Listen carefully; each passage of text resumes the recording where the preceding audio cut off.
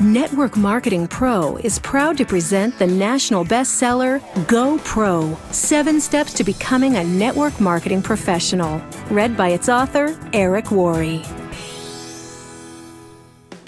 I remember the day I was introduced to network marketing for the first time. It was January 1988. I was 23 years old and selling real estate for a small company owned by my father and his friend, John Joyce. I was newly married with a little boy. I was already behind on my bills and I was scared. The year before, I had earned about $45,000 in real estate commissions, which was a good thing. The problem was that I'd spent about $60,000 and didn't save any money to pay my taxes, which would be due in just a few months. When John Joyce came to my desk that day and said, "Eric, I think I have a way for us to make some extra money," I said, "Tell me more." He went on to say a good friend of his had something to show us and had invited us to his house. So I got in the car with John and my dad and drove over to check it out. When we arrived, he brought us into his living room, popped a tape into his VCR and hit play. I sat and watched this crazy video. It was filled with mansions and limousines and testimonials of people making fortunes virtually overnight. It was so over the top, I just couldn't believe it to be true. So I proceeded to tell everyone I thought it was a bad idea and I wasn't interested. My natural mental filters just couldn't let it in. Then something interesting happened. John and my dad said, "Okay, that's too bad, but we're going to do it anyway." This had a major impact on me because the only thing worse than being broke and in debt was the thought of seeing these two go on to make huge money without me. So I changed my attitude, pulled my dad aside, and asked him if he'd loan me some money to sign up. Thank God he said yes, because deciding to become a network marketing distributor completely changed my life. When I got started, I treated my business like most people do, which to say I didn't treat it like a business at all. I got in, made some phone calls, and hoped my timing and positioning was enough for me to get lucky and make a few bucks. And at first it worked. I did make some money, and it was very exciting, although I have to disclose something to you. For those first few months, my entire strategy was to quickly call all of my dad's contacts before he had time to get to them. I thought if I called them, told them my dad and John Joyce were involved, and got them to a meeting or to watch a video, then if they were interested, my dad wouldn't fight over who got the credit, since I was in his organization. I had limited success with this, but as you can imagine, it didn't last long. So 3 months after I got started, my network marketing income dried right up. And when it did, my positive attitude completely went away. I started to blame everything and everyone for my lack of success. My upline wasn't giving me enough help. The company didn't provide adequate training. I didn't know enough people. No one would respect me because I was so young. I blamed the product. I blamed the company. I blamed the economy. I blamed everyone but myself. But I had a big problem.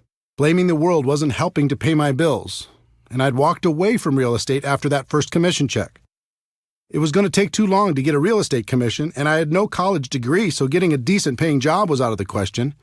The only place I could go to create some cash flow was back to network marketing. So I put my head down and went to work. At first, it wasn't easy.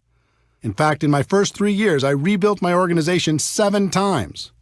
I'd build it up and it would crash, and I'd build it up again, and it would crash over and over and over again. After those first 3 years, I was more than discouraged. I'd almost lost hope. Then something happened that changed my life. Actually, it was a combination of 2 things. It was the night before a company convention, and I was watching a news program on television. They had a guest who was an expert on a topic I can't recall now. What went through my mind was, how does a person become an expert on that topic? The only thing I could think of is they must have decided to become experienced, learn everything they could, read every book, talk to every other person, and learn it so completely that they became an expert. The next day I went to the company convention and watched superstar after superstar walk across the stage. And then it was like being hit by lightning. It finally clicked in my brain that if I truly decided to do it, I could become an expert at network marketing. I could focus on the skills. I could practice until I became an expert, and no one could stop me. Up until that moment, I was always looking for an angle. I was hoping to get lucky. I was hoping to sponsor that one superstar who was going to change everything. And I was scared I would lose my chance if it didn't happen soon. In an instant, everything changed. I realized I didn't have to worry about getting lucky. Timing and positioning were nice, but not necessary for my long-term success. I didn't have to worry about my upline, knowing the right people, or anything else. All I had to do was become an expert. So I decided that day to change my focus and develop the skills to become a network marketing professional. It was a day that changed my life. Since then, my life has been an amazing adventure. Network marketing became a career for me. I have complete time freedom. I've met the most amazing people around the world. I've been able to touch and be touched by the lives of hundreds of thousands of people, travel all over the world, contribute to the causes that are important to me, and most importantly, become a better person in the process. All of this happened for me, and it can happen for you too. In this audiobook, I'm going to give you the fundamental principles that can guide you to becoming a network marketing professional. They've served me well over the past few decades, and I know they'll serve you just as well. Welcome to an exciting adventure.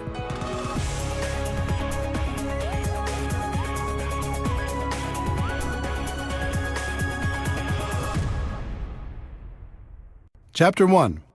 Network marketing isn't perfect, it's just better. Do you feel restless? Do you feel unsatisfied? Do you feel there must be a better way when it comes to your work and the way you make your living? The good news, there is a better way, but it's different than what you were taught in school. Let me explain. As I travel and speak around the world, I like to play an audience participation game. I ask people to help me create the ultimate business and to tell me specific things they'd like to have in that business and the things they'd like to avoid. It always makes for a very interesting list. If we were face-to-face, I'd do the same thing with you now, but since we're not, let me summarize what people from over 30 countries have told me while creating what I like to call the perfect career list.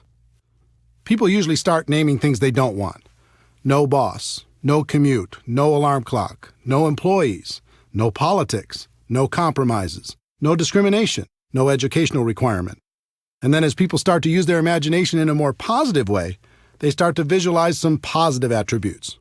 Something positive, great product or service, unlimited income, residual income, enjoy the people you work with, time freedom, something meaningful, personal growth, lots of perks, international, contribution to worthy causes, low risk, low startup cost, economy proof, tax benefits, fun. Now you might add some attributes of your own, but wouldn't you agree that's a pretty good start? Imagine being able to enjoy a career with those attributes. All jobs that I know of fall into one of 5 categories: blue collar, white collar, sales, traditional business ownership, and investing. Blue collar careers. Here's the Wikipedia definition of blue collar. A blue collar worker is a member of the working class who performs manual labor. My definition is somebody who labors to fix something, make something, clean something, build something, or service something or someone. In my life, I've worked many blue-collar jobs, and for anyone who's ever engaged in this line of work, there's a certain satisfaction in a job well done. But here's the big question. Can blue-collar work deliver on the perfect career list? The obvious answer is no. Sure, it can deliver on some of the attributes. It might have a great product and a low startup cost or any number of other individual items on the list. But if you really look at it, blue collar just can't get you where you want to be. Not the perfect career. White collar careers. Here's the Wikipedia definition of white collar. The term white collar worker refers to a person who performs professional, managerial, or administrative work, in contrast with a blue collar worker whose job requires manual labor. Typically, white collar work is performed in an office or cubicle. My definition is a person who's employed by someone else to do work other than manual labor or sales. Many people choose a white-collar career as it's one of the most socially acceptable of the options available. It has long been viewed as the safe and secure option. Recently, that's changed. The implied contract that if you're loyal to the company will be loyal to you is long gone. I've also been a white-collar worker in my career. In my experience, there are 2 types of people who do this type of work: achievers and hiders. Achievers are the people who want to perform at a high level. They are ambitious, motivated, and energetic. They are full of ideas and want to move up the corporate ladder, which are great attributes to have. But there is a downside for the achiever. The moment a person decides to be an achiever, they become a target. Their boss sees them as threatening to their job, so they start to hold them down or take shots at their reputation. Their peers see them as a person who will either embarrass them or keep them from getting a promotion, so they start to do what they can to undermine their accomplishments. So to remain an achiever and survive in this hostile environment, a person must become good at one thing that has nothing to do with their productivity, and that's politics. They must learn how to navigate the political world by diminishing their enemies and strengthening their relationship with powerful people. In fact, some of the most successful people in the corporate world aren't achievers at all. They're just pure politicians. So if you decide to work in the corporate environment and to be an achiever, you must accept the fact that you must become a good politician also. Now let's talk about the hiders. These are the people who hate politics but still need a job. They learn not to be the ambitious achiever. They don't stand out. They don't speak up in meetings. They don't bring new ideas. They hide. They keep their heads down and do as they're told. They do just enough so they aren't talked about negatively. They survive. And this has worked for decades. But in the new economy, it's becoming much more difficult to hide, and people are running out of time. So back to our perfect career list. Can a white-collar job deliver on the list? Again, the clear answer is no, certainly in not very many areas. Sales. Some people choose to get away from being an employee and get involved in a sales career. This is certainly more adventurous because typically salespeople are paid on their production instead of by the hour. I've known thousands of salespeople. There's a common theme I've noticed over the course of my career. The typical salesperson will have a period of time where everything goes perfectly. Everything they touch turns to gold, and they make some really good money. As soon as that happens, they almost always set their lifestyle to that level of income. They buy a new house, get new cars, put their kids in better schools, purchase a vacation home, the works. Everything's great for a while. And then something changes. The company changes the compensation plan. Their territory gets reduced. A competitor shows up. They lose their best customer. The economy goes into recession. New technology makes their offer less valuable, or government regulations change their industry. These are just a few examples. There are hundreds more reasons why the salesperson's world could, and probably will, get more complicated. When that happens, with the big lifestyle they've developed, now 40 hours a week isn't enough to pay the bills. So they go to 50 hours a week, and then 60, and then 70. And then their life gets very small. Yes, they have the stuff, but they don't have the time to enjoy it. The other challenge for the sales career is, no matter how a person does, they still start at zero the next day. It can be tiring to live under that kind of pressure over a long period of time. Can a sales career pay the bills? Sure. But can it deliver on the perfect career we described earlier? Again, the answer is no. Traditional business ownership. Some people opt for the big dream, building their own business where they're the boss and they call the shots. It's an exciting idea, isn't it? Here's the reality for most people. Step 1. They use their life savings, take on new debt, and many times borrow money from friends and family to get started. Step 2. They take on more debt in the form of leases and personal guarantees in just about every direction. Step 3. Now, instead of focusing on what they're good at, let's say they were great at sales and decided to start their own business, they have to be all things to all people. They act as attorney for legal matters, accountant for financial matters, babysitter for employee matters, negotiator for purchasing matters, and collection agency for accounts receivable matters. They even get to take out the garbage. They're doing everything but selling, which is what they were good at in the first place. Step 4. They struggle. Instead of owning the business owns them. They're the first person to work and the last person to leave, and after everyone else gets paid, they might be able to take home enough money to pay their own bills, let alone reduce the debt they incurred to start the business in the first place. Step 5. They succeed or they fail. They either hit a point down the road where the business is successful, or they fail, many times filing for bankruptcy and falling back into a corporate or sales job. And even if they are successful, that usually means a lifetime of long hours and stress. Sounds romantic, doesn't it? If you haven't started your own business before, ask friends who have if this description isn't accurate. Most people who start their own traditional business aren't worried about getting a return on their investment. They just want a return of their investment. It's pretty clear that traditional business ownership can't provide the perfect career as we've described it. The investor. The last category of ways to earn a living in the world today is to be an investor. And what do you need to become an investor? Money, right? If you don't have a lot of money, it's going to be very difficult to earn a living from the return on your investments, especially if you try to be conservative to reduce the risk of loss. But let's say you do.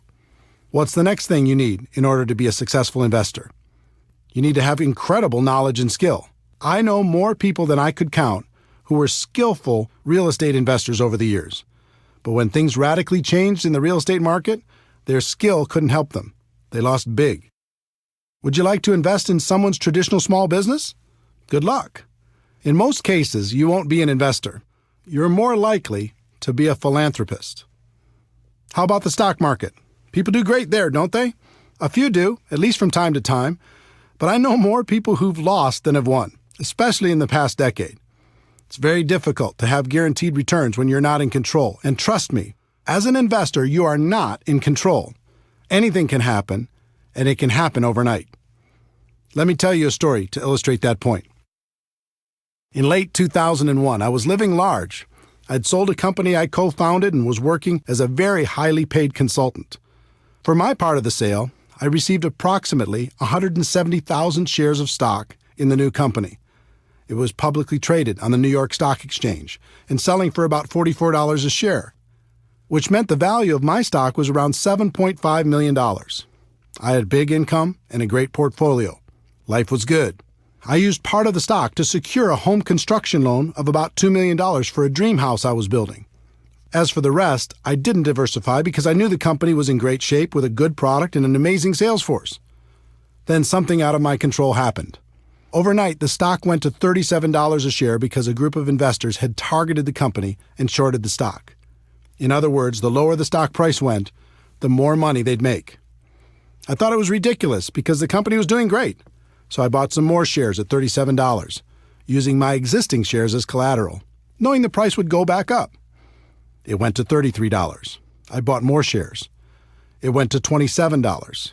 I started getting margin calls, which meant if I didn't send them money, they were going to start selling my shares to cover the losses. I didn't have it to send. The stock continued to go down.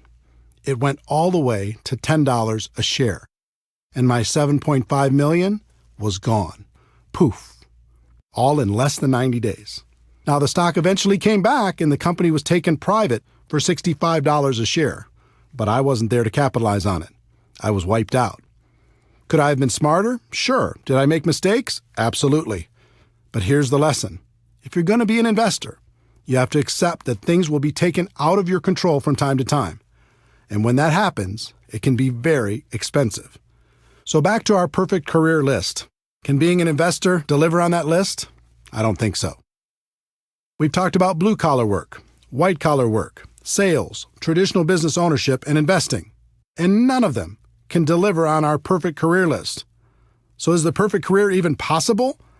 The answer is yes, but to get there, you need to understand that everything is changing. The old models of compensation are dead or dying, and we are going through the biggest economic shift in any of our lifetimes. The new economy, the world as you know it, has changed. For the people who don't recognize that fact, it will be the worst of times. For the people who do, it will be the best of times. Over the last 100 years, an interesting phenomenon occurred. The rise of the corporation became the standard in society. The safe and respected place for people to exist in the world was as an employee. Step 1, go to school and learn how to be an employee. Step 2, find a company that will employ you. Step 3, work for that company for 40 years. Step 4, retire. In recent decades, the promise of being rewarded by the company for your loyalty and hard work has been exposed as a myth. People began to realize the loyalty they were giving to their company was not being given in return. So a different process evolved. Step 1, go to school to learn to be an employee. Step 2, find a company that will employ you. Step 3, switch companies for various political or economic reasons every 3 to 5 years over the course of your career. Step 4, find that you can't retire comfortably after 40 years, so you keep working. And now we're going through the biggest shift in any of our lifetimes. For a century, companies have paid people by the hour, by the week, or by the year. That's changing on a global level. The world is moving towards a performance economy, and it's already happening. Here's what that means.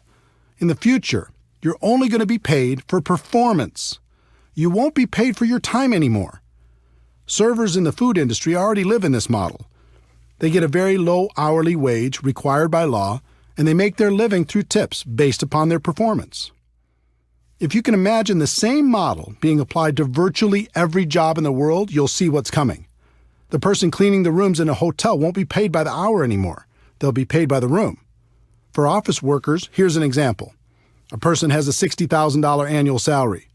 Step one, the company will lower that salary to something like $50,000 because with today's marketplace, there's other people who will take the job for a lower amount. Step two, they'll reduce their base salary to something like $20,000 a year. Step three, they'll tell that person that they can get an additional $30,000 over the year if they hit certain performance benchmarks on a monthly basis. In other words, if they hit their numbers, they can make an additional $2,500 a month. Now the pressure's on and the company's loving it. If you don't hit your numbers, they can save even more money. If you do hit your numbers, guess what's in your future? They're going to raise your requirements. Unless you are extremely specialized, this will happen to you if it hasn't already. Count on it. And it will happen in every single profession worldwide. The evolution has begun. Why is this happening? One, it's a better model for the company. They'll get better results with less expense. Two, the new economy needs fewer people, so the company has more people competing for fewer and fewer jobs. Let me explain why the new economy needs fewer people. The exponential rise of technology has changed everything. Over 100 years ago, 90% of the population worked in agriculture. Today, because of dramatic efficiencies, it's less than 1%, and the farming jobs are gone. Remember customer service call centers where you talk to people? Today you talk to a machine, and those jobs are gone. Remember when companies had a massive amount of salespeople? Now people order online, and those sales jobs are gone. Remember Blockbuster Video and all of its employees? Now people watch movies on their handheld or tablet devices, and those jobs are gone. I love books, but go to your local bookstore while you can.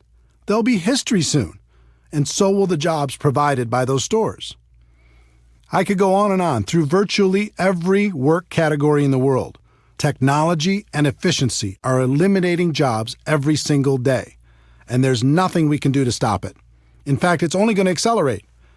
If you're sitting there waiting for the economy to bounce back and for jobs to return, don't. They aren't coming back. Just like the children of farmers saw the handwriting on the wall and left farming for new vocations, the same thing is happening for people working in old economy jobs. To survive, they'll need to open their eyes to this reality and find something new. Network marketing is better. The best way I know to not only survive but to thrive in the new economy is network marketing. There are important products and services in the world today that need to be promoted to the people who need them. Consumers still need to be educated. Companies have choices. They can dive into the ever-fragmented world of advertising to get the word out. They can hire a large and expensive sales force to sell their products or services, or they can utilize network marketing to tell their story to the world. More and more, companies will choose to use network marketing because it fits the new economy. They can provide all the corporate support and paid distributors on a purely performance basis to promote their products. It's extremely efficient because in the new economy, word-of-mouth advertising continues to work better than any other form of promotion. The company can just take the money they would have spent on advertising and promotion and pay it to their distributors to spread the word. What that means for you as an entrepreneur is that you can receive all the benefits of traditional business ownership without the typical risks. And there will be no cap on your income because network marketing companies want you to make as much as possible. If you're going to be paid for performance anyway, why live with the cap? The catch to network marketing. This all sounds great, and it is. But there's a catch that most people won't tell you. Here it is. You must accept a temporary loss of social esteem from ignorant people. That means for a while, people still living in and trying to function in the old system will think less of you. They won't understand. They'll think you're crazy for being involved in network marketing. And actually, the word accept isn't completely accurate. You need to do more than that. You need to embrace the temporary loss of social esteem from ignorant people. You are seeing the future before it becomes apparent to everyone else. You are the smart one. You are the person taking action to live a better life. There's a reason why people will think less of you, and it's not just because they're stuck in the old system. Let me see if I can help you better understand this, because if you decide to make network marketing your profession, it's important to know. Most people have either joined a network marketing company or know someone who has. This is what goes through the mind of virtually every person who decides to get involved. I can think of 5 or 6 people who might do this too. My sister'd be great. My friend loves this kind of thing. I know this other person who'd be amazing. Okay, I'll join. In other words, they aren't joining a profession. They're just hoping to get lucky, sign up a few people to cover their own startup costs, and sit back and wait for the money to roll in. The allure of being paid for someone else's efforts is powerful, but often badly misunderstood. They haven't started a real business. They just purchased a glorified lottery ticket. Imagine a lottery ticket with 6 scratch-off spots. Those spots represent each of the people the new person thinks will certainly join. They approach those people and try to get them to join. And because of their lack of skill, most of them end up with nothing, just like the lottery ticket. This becomes just another lost opportunity. And since they've acted in unskilled ignorance, they may have damaged some friendships as well. So they rip up the ticket. And instead of taking responsibility for not really starting their business, they blame network marketing and make sure to tell the world, look, I've been there. I've done it. I talk to every person I know. And network marketing just doesn't work. Save your money. That's what you're dealing with if you choose this as a profession. The opinions of ignorant people who think they've done it right and it doesn't work. If that's going to be too hard to handle, then network marketing isn't for you. But if you can embrace it, the world is yours. The people who embrace this get paid big money. Companies will pay unlimited amounts to people who can help blind people see, who can educate the ignorant, and who can build a community of like-minded people. Some people like to say perception is reality. I hate that saying. All great leaders in the world have ignored it for centuries. What if Nelson Mandela had said perception is reality? What if Martin Luther King Jr. had said perception is reality? What if Steve Jobs had said perception is reality? The great leaders of the world said reality is reality, and I'm going to do everything possible to help people understand that fact. The truth is, network marketing isn't perfect. It's just better. And that's reality.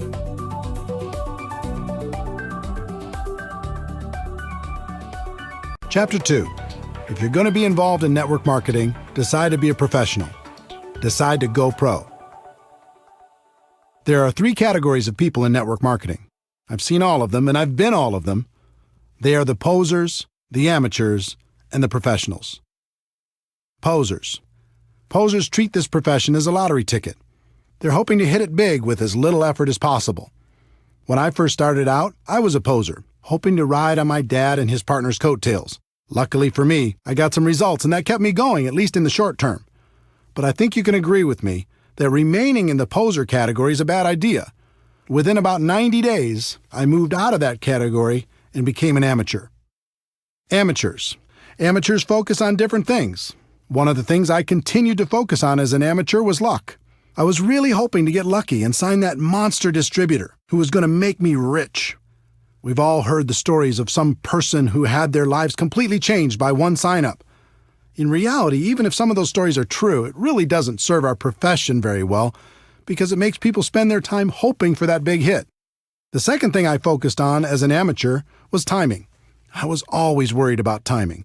Did I get in early enough? Could I be the youngest top person in my company? How many other leaders were already in my local market? Were there too many to compete against? Were there enough to get true momentum? How was the company? Was it too big? Did I miss the growth curve? Was it too small? I was obsessed with the idea of timing. The third thing I focused on as an amateur was positioning. Was I in the right organization? Did other people have a better position than me? Maybe I didn't have the right upline. Would I do better somewhere else? And the fourth thing I focused on as an amateur was shortcuts. I was always looking for an angle. Any gimmick that came down the road, I was up for it. Newspaper advertising? Okay. Help wanted signs by the side of the road? Let's do it. Passing out flyers at the mall? I'm in. Going door to door? Let's try it. The internet didn't exist when I was an amateur. Just imagine how crazy I would have been over all the internet tactics I could have used to distract myself. What that meant was, every time I heard of some shiny new approach being trained by anyone in the world, I was digging into it to try to find the shortcut. And then I finally made the decision to go pro. Wikipedia's definition of a professional is a person who is paid to undertake a specialized set of tasks and to complete them for a fee. My definition of a network marketing professional is a person who is an expert at the skills required to build a large and successful network marketing organization. There is a phrase in our profession that does more harm than good. It says, "Ignorance on fire is better than knowledge on ice." The point of this phrase is that it's better to be excited and ignorant than it is to be apathetic and smart. That may be true, but why do we have to choose one or the other? Let me give you an example. Let's say you're in need of an operation. At the hospital, you meet your doctor. He comes in and says, "I'm very excited to conduct your operation. I'm so passionate about it I could hardly sleep. No one on earth wants to help you more than I do." You say, "Wow, thanks, doctor. How long have you been doing these type of operations?" And he says, "Well, I've never had any schooling on this particular operation, and I've never practiced, and I've never done one, but it doesn't matter because I'm so passionate." How are you going to feel? Enthusiasm is great, but eventually you have to marry that passion with skill. Professional athletes will devote endless hours to preparing for competition, but when they join network marketing, they won't give one day's worth of effort to learning our skills. Doctors will devote a decade of their lives at huge financial expense to become physicians, but when they join network marketing, they won't give a month's study and practice to becoming a network marketing pro. In his book Outliers, Malcolm Gladwell's research showed it takes approximately 10,000 hours of practice to reach the expert level at anything. With 4 hours a day of practice, that adds up to about 7 years. That formula applies to network marketing as well. It's going to take about 7 years for you to become world class. The good news is the profession is very forgiving and you can earn a lot of money while you're becoming an expert. The trick is not to get complacent. Don't stop learning while you're earning. When I made the decision to go pro, everything changed for me. I stopped focusing on luck, timing, positioning, and shortcuts. I even stopped focusing on the money. My world changed when I started focusing on the skills and made the commitment to practice until I mastered them. Another thing happened when I decided to go pro. All of a sudden, my group started to grow. It was like people could sense my change of focus and my commitment to excellence, and they wanted to be part of it. Think about a time in your life when you were around a person committed to excellence. It might have been a teacher, a coach, a boss, or a friend. How did it make you feel? It was inspiring, right? You'll find you'll be an inspiration to others when you make this important shift. Bottom line, if you're going to be involved in this great profession, decide to do it right and treat it like a profession. If you go pro, this business is great. If you stay a poser or an amateur, you're going to be miserable. And by now, you've noticed I use the word profession a lot. I do that on purpose. Network marketing is more than just a project. It's not an industry, it's a profession. If you do it right, it's truly a career choice. It can take you out of working in a job that doesn't make you happy to a place of total freedom. That's why I call my website networkmarketingpro.com. Here's what I tell people every day. Ladies and gentlemen, my wish for you is that you decide to become a network marketing professional, that you decide to go pro. Because it is a stone-cold fact that we have a better way. Now let's go tell the world. When the site launched on March 11, 2009, very few people called themselves network marketing professionals. That's no longer the case. Millions of people have changed the way they think about our business, and I'm proud of that fact. I look forward to the day when it's common for people to hear, "I'm a doctor, but I'm also a network marketing professional. I work in construction, but I'm also a network marketing professional. I'm an athlete, but I'm also a network marketing professional." The more people hear those words, the more the world will be ready for a better way.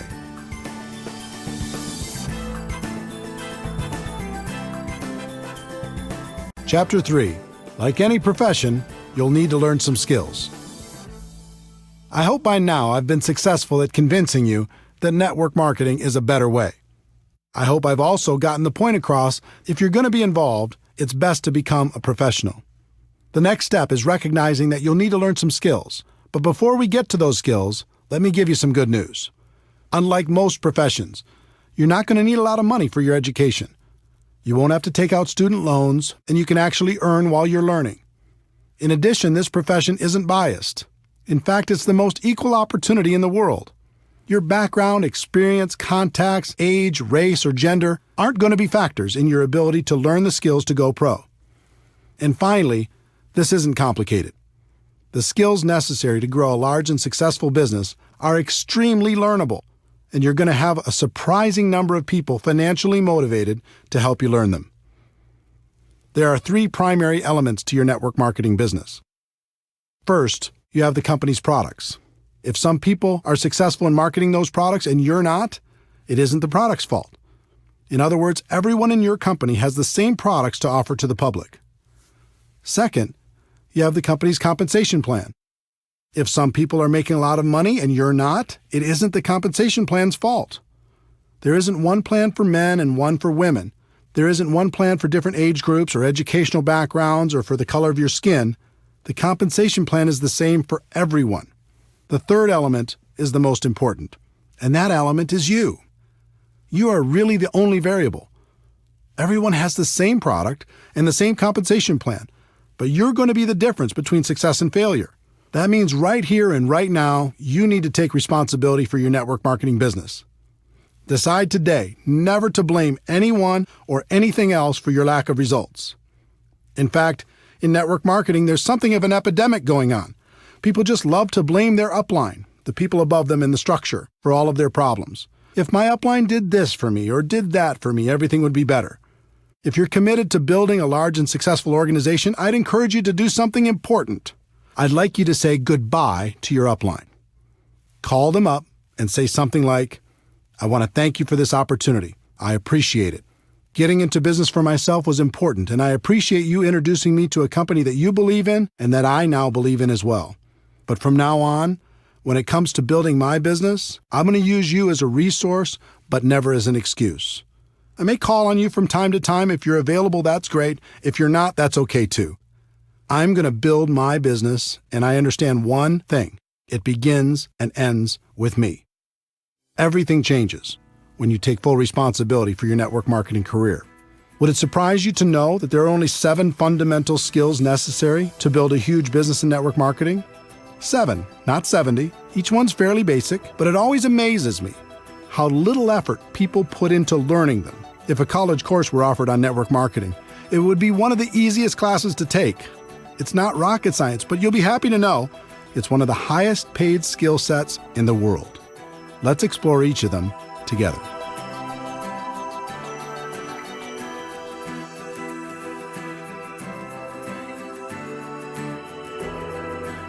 Chapter 4, Skill Number 1, Finding Prospects. When people look at network marketing, one of their big questions is, do I know anybody? They believe if they know a lot of people, they can have lots of success, and if they don't know a lot of people, they don't have a chance. It sounds logical, but it's just not true. As I mentioned in Chapter 2, there are 3 kinds of people in network marketing: posers, amateurs, and professionals. When it comes to finding prospects, the posers will make a mental list of 3 or 4 or 5 people they hope will join their business, and their entire future is based upon the response of those few people. If they're lucky enough to get one of them, they can extend the life of their career for a short time. They might even make another mental list of 3 or 4 people. Hopefully, they'll eventually decide to stop being a poser and upgrade to the amateur ranks.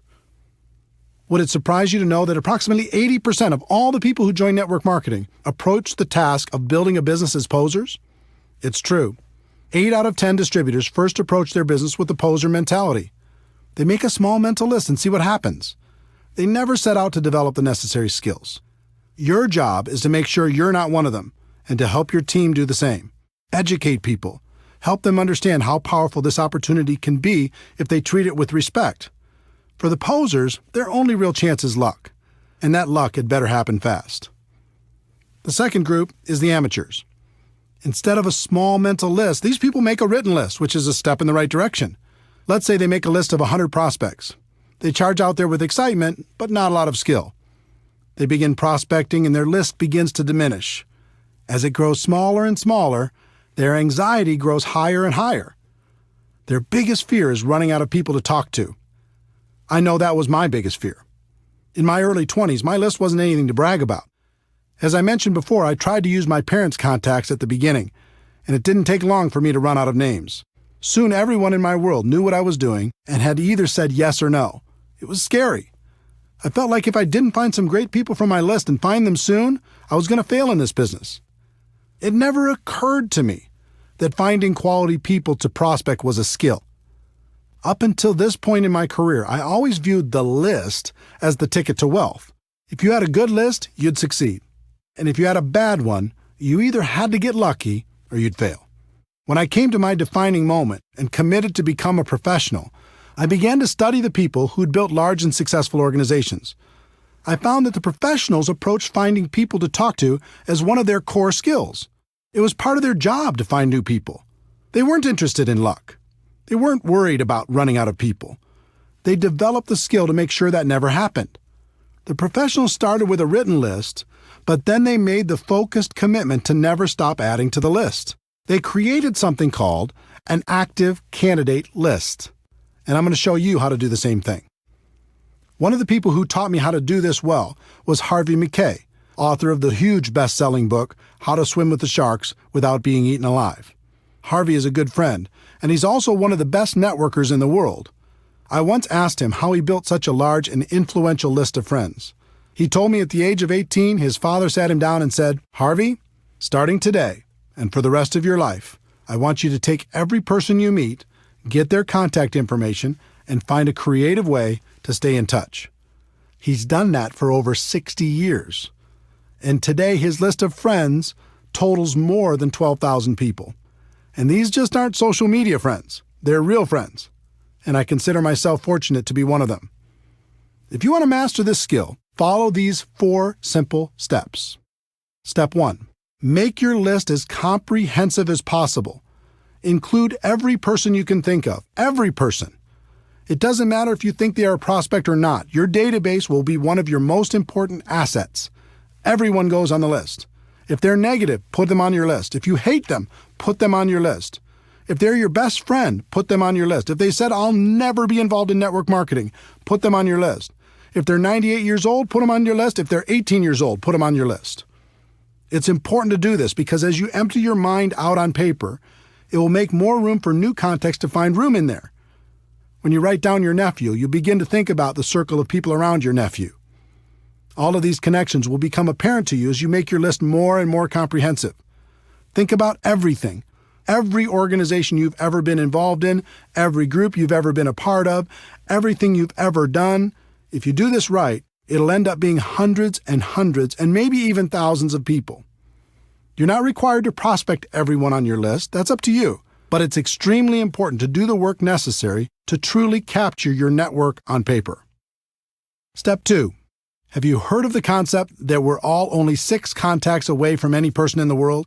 6 degrees of separation? I'm not sure if that's a myth or if it's true, but I believe in the concept. So step 2 is looking at your list and thinking about the people they know. The 2nd degree of separation. Chances are you'll know most of them also. Think about members of your family. Who do they know? Add them to your list. Think about your friends. Who do they know? Add them to your list. Think about all the relationships in your life. Who do they know? Add them to your list. Don't worry about what you're going to do with this list yet. We'll talk about that a bit later. Just keep building it. Step 3. Constantly expand your list. This is why the professionals call this an active candidate list. It never stops growing. The pros have a goal to add at least 2 people to their list every single day. They may not prospect them, but as Harvey McKay's father said, they go on the list, and you should find a creative way to stay in touch. Harvey's book, Dig Your Well Before You're Thirsty, deals with this concept. If you think about this as a core skill, you realize it isn't very hard. You come into contact with people every day. Just add them to your list. You meet people through online social media. Add them to your list. You do business with new people. Add them to your list. My friend Jordan Adler is the author of Beach Money. He's also a 7-figure-a-year earner in network marketing. He's a master at step 3. He just lives his life and is always making new friends. And if you look at his business, almost all of the people he's recruited into his huge organization are people he didn't know before he started his network marketing business. He's a pro. Professionals develop a higher level of awareness. They pay attention to the world. They know they'll be introduced to new people all the time. Posers and amateurs don't even notice. They just go through their day saying, "What people? I don't see any people." How hard would it be to raise your awareness and add 2 new people a day to your list? Think about it. If you did that 6 days a week, that is over 600 new people a year. Do that for 5 years, and it's over 3,000 people. Can you see why professionals don't worry about running out of people to talk to? Please understand, I'm not saying you should assault these people with your pitch the moment you're introduced. Some people in network marketing make that mistake, and it's not good. Just add them to your list, make friends, develop a connection, and when the time is right, you can help them understand what you have to offer. Step 4, network on purpose. Professionals network on purpose. It's hard to meet new people if you're hiding from the world. Get out there, have some fun, join a new gym, have fun with a new hobby, volunteer for a cause that's important to you. Find places and organizations where you can meet new people. Not only will it be good for your business, but you'll also make some great friends.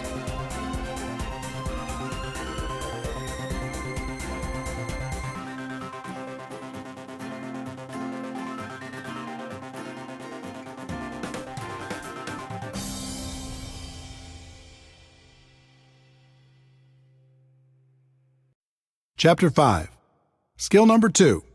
Inviting prospects to understand your product or opportunity. Once you've identified your prospects, the next skill is learning how to properly invite them to find out more about your product or opportunity. This is by far the most critical skill to develop. I call it the gateway skill for network marketing. If you aren't successful in getting anybody to take a look, then we can guess what your future will look like in MLM. Most people think you must start off with a great reputation and have a lot of influence with others for them to take a look at your opportunity. It's just not true. When I first started in 1988, I had no reputation and no influence.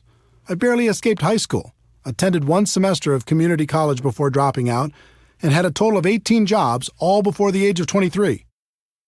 Do you think I had a lot of respect in the community? I had zero. And since I was a $5 to $10 an hour person, all of my friends were the same, so they weren't much help. Most of them were still living with their parents. But I was desperate, and I was scrappy. In the beginning, I made up in numbers what I lacked in skill. I called everyone I knew, and I gave them my pitch. A few of them joined. Most didn't. I placed ads in the local newspaper. I gave all of the people who responded my pitch. From all of that activity, a few joined. Most didn't. I tried everything. I was like a hunter with the goal of bagging an elephant. I went around with my gun/opportunity in my hand and shot at everything that moved. I didn't really care about relationships. All I cared about was getting the new recruit. My attitude was some will, some won't, so what, next. But because I was a hunter, everyone around me felt hunted, and they started to avoid me, and it wasn't fun. Even worse, the people I did get to join my business tried to do the same thing I was doing, failed, and then quit. After 3 or 4 years of frustration, I came to my defining moment and started studying successful people in MLM to see what they did. What I found surprised me. They weren't hunters. They were more like farmers. They built relationships. They built friendships. They learned how to build trust with the people they met, and were able to skillfully transfer the belief they had about their products and opportunity. Their goal wasn't to immediately recruit their prospects.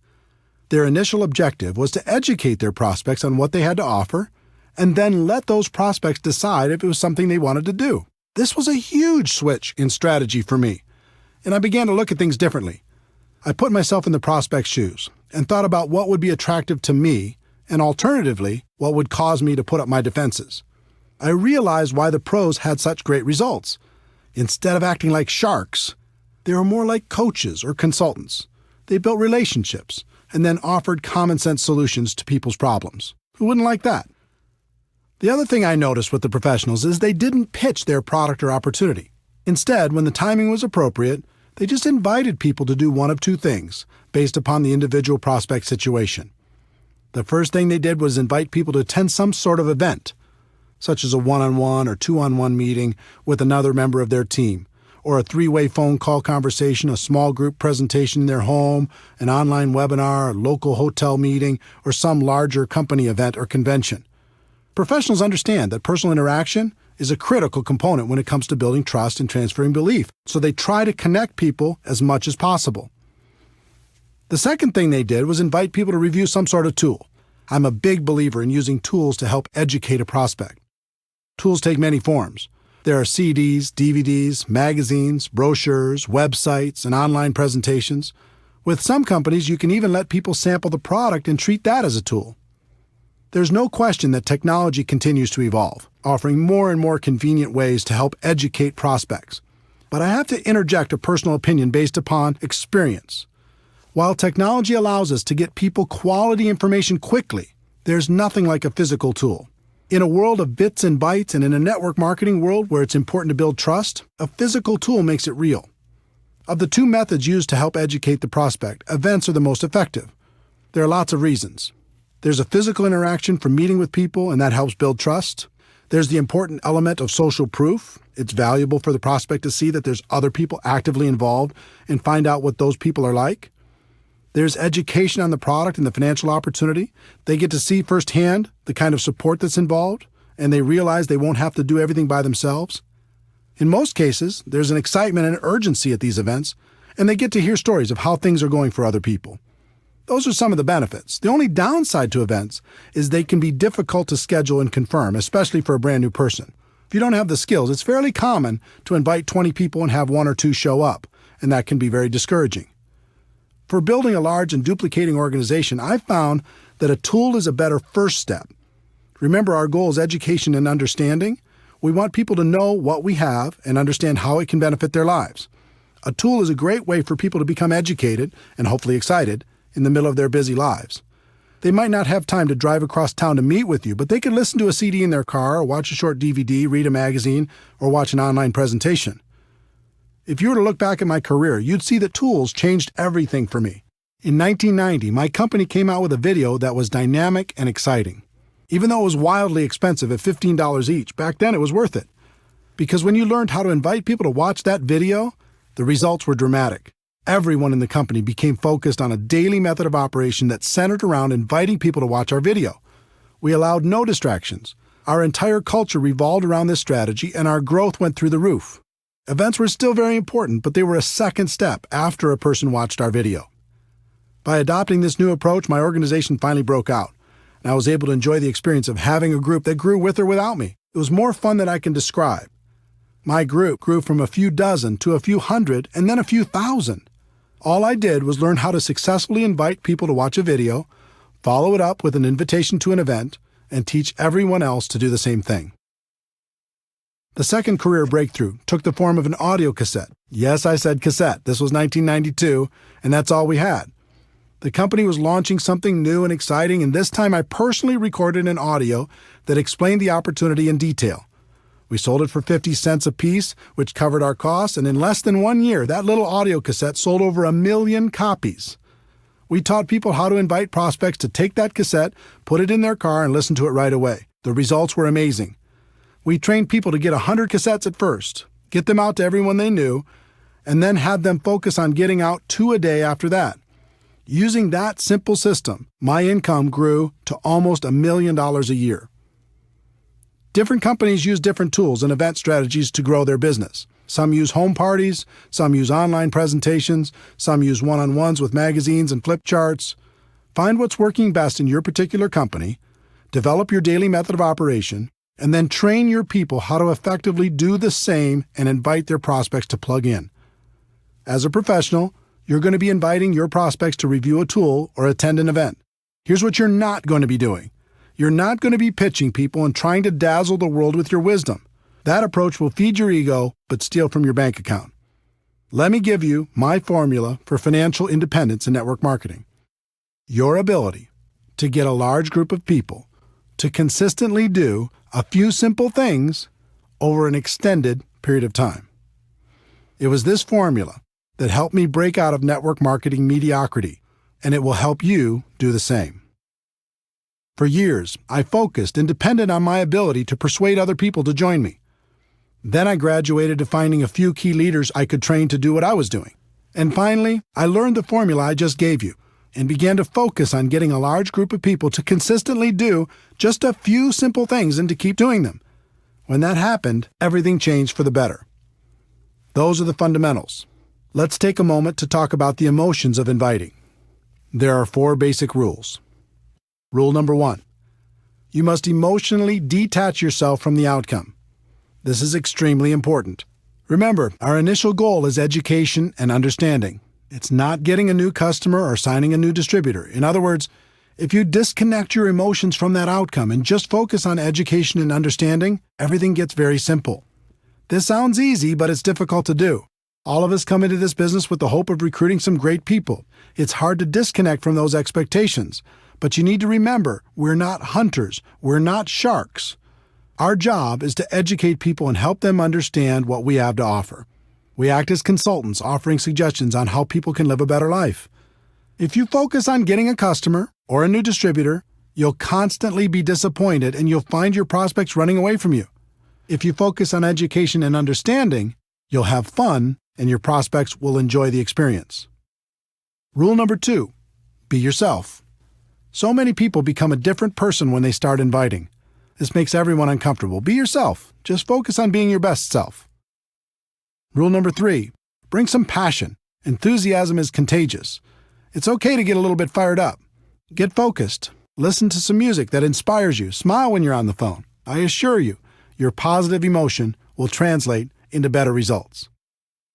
Rule number 4, have a strong posture. This was a big one for me. At first, I was so insecure, I didn't think anyone would take me seriously.